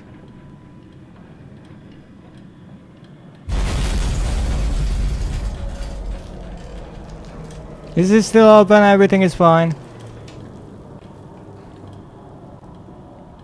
I can already imagine how I will be playing this when the enemies actually appear. I will completely disregard them, so I can find the notes, which will be slightly amusing.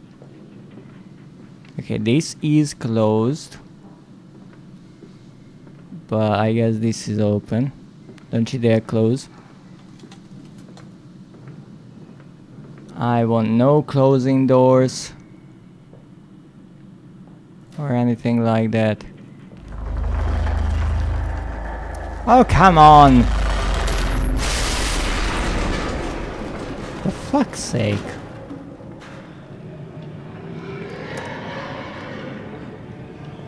I do not care. Oh! What's that? A fuse. And some dead rats and mice guarding it. Porkin. Okay. I think this is when we get back to the door that was blocked. Oh, right. Sometimes the light starts doing that. Yes!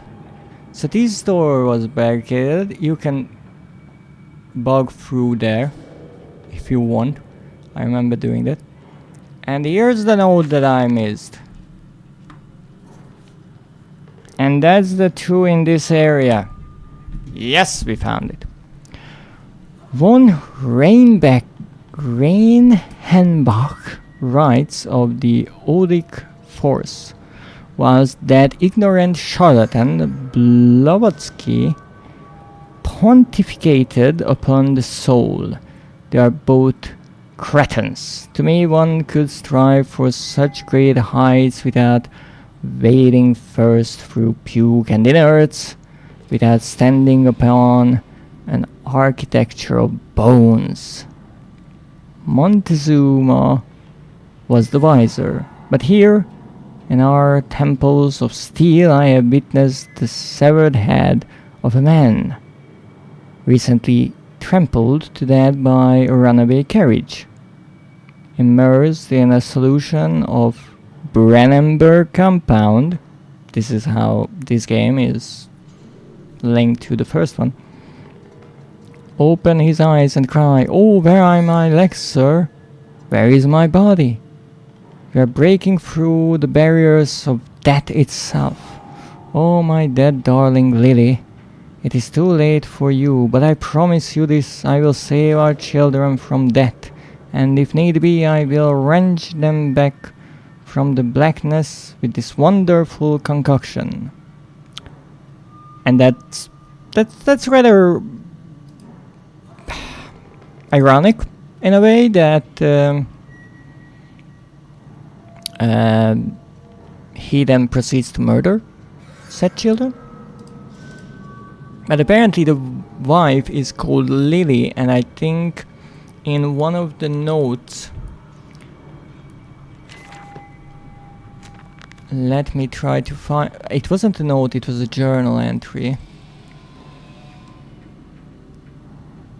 The question of how he can move through the house so quickly is posed by Lilibet. So I think that this was while she was still alive, obviously. So this thing that he remembers here is from earlier, which is interesting because it already mentions guests. It does not state why he has those secret passages, or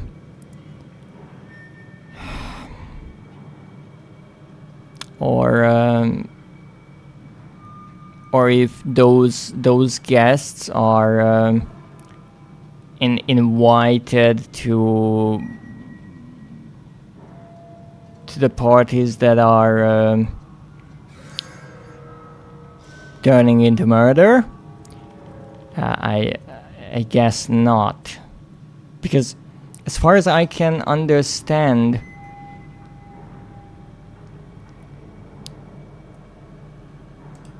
all of this plan of him or his started after his trip to Mexico, which was after his children were born and his wife died. So I guess they were already hosting parties and having guests, which makes sense. What is interesting is how the house already had these secret passages, maybe not with the machines and the factory that we saw.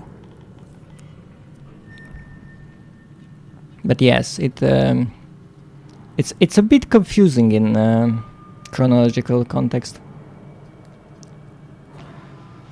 Yes. Now, with this out of the way, let's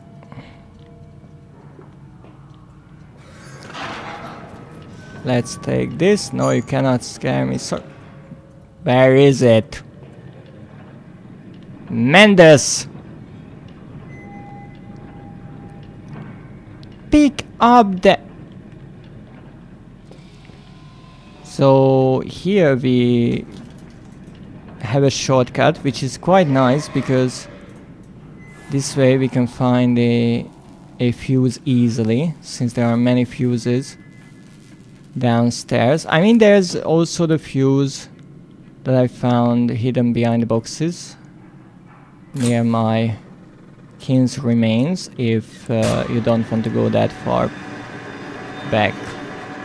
Okay, are we done here? Can I move on? I hope so. In theory, we are done in this area. We know the way. Lovely. Really? That's great, because I sure as shit don't. Well, this seems to be a one-way ticket again. Hold still, for God's sake, hold still, child. Don't let it get into your eyes. I'm gonna rinse it out now. There. It will be fine. You just need to lie down. Enoch, look to your brother. How many times have I told you not to play in the cellar? So this is interesting because we have a memory here of the kids getting into the cellar, but it's also a bit out of character almost how the present Mendes reacts to the idea of the kids maybe getting down here. I guess he's regaining some memories as we go, because first he doesn't know how to access this entire underground factory. He only knows that it's there. And then when we get there, he thinks that yes, the kids might have gotten here because I mean, if they find this, it's some great discovery, and he thinks they might be down here, and then he remembers that the kids were here before. So it's maybe that's one of the reasons why I find it a bit confusing. I told you he'd come.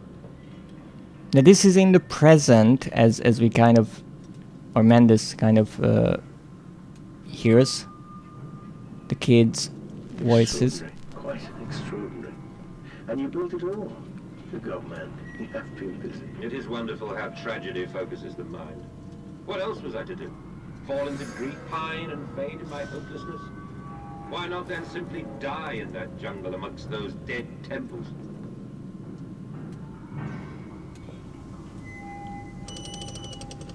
Yes, indeed. So he showed a part of this, I'm assuming, to the professor. And here we have this chamber where we have to get clean.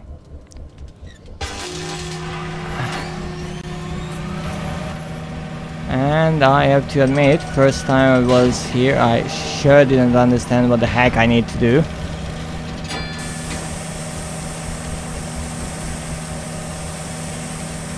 I'm not sure if that's steam or water, but in the case of the first one, that would be burning. In the case of the second one, we would be drenched. Also, I still find it annoying that I can't turn this off. It only has on.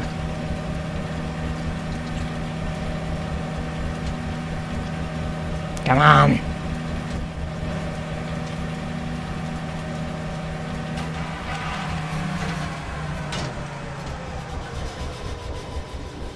And that's that. We're out here. Now the next area is the alley. I don't think this is the alley just yet. We have a highlighter here where we are. Flood breach emergency shutdown in place. And yes, indeed, we will have to go through all of that. And I think this is a wonderful place to stop.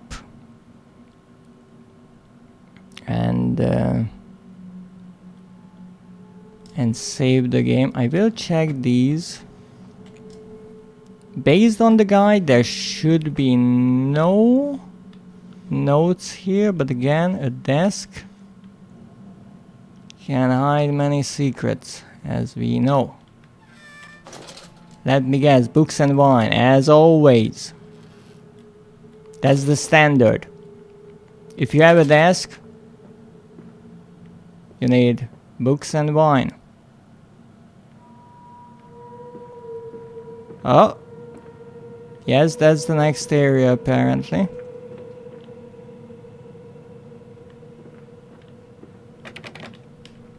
Again, closed. That's where we came from. Again, from the outside, if you want to go in, you need to get the how is that word again? Decontaminated. And here we go. Again, it has the door symbol. So we are done with the third area, and we found a total of 11 notes out of the 44. So let me write that down.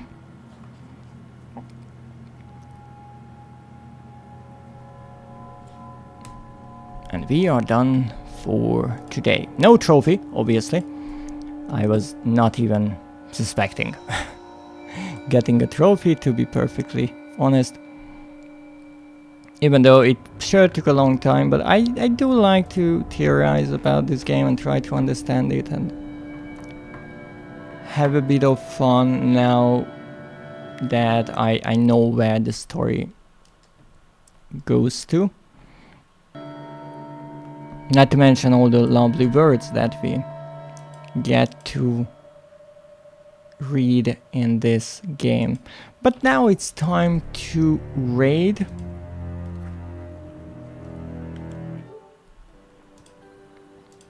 Now I will be back with 2 other games this week.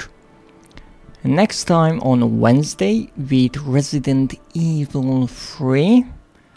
And we are going to attempt a new run. The last time around I could not get the A run, but I will attempt a S run instead, because I think that's the logical next step.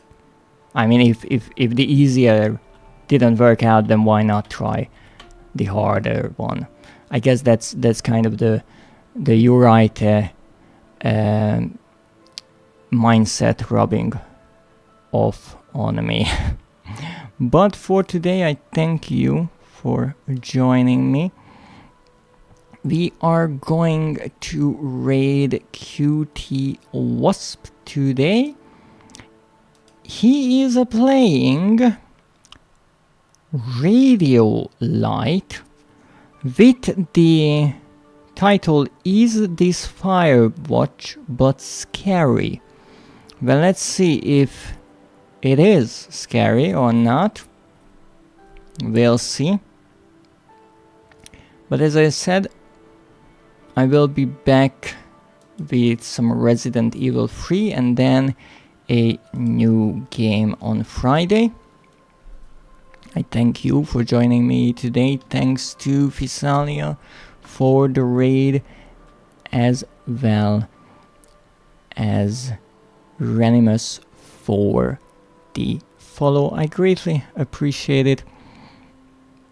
I hope you will have a wonderful evening and a lovely week to follow this Monday. Have a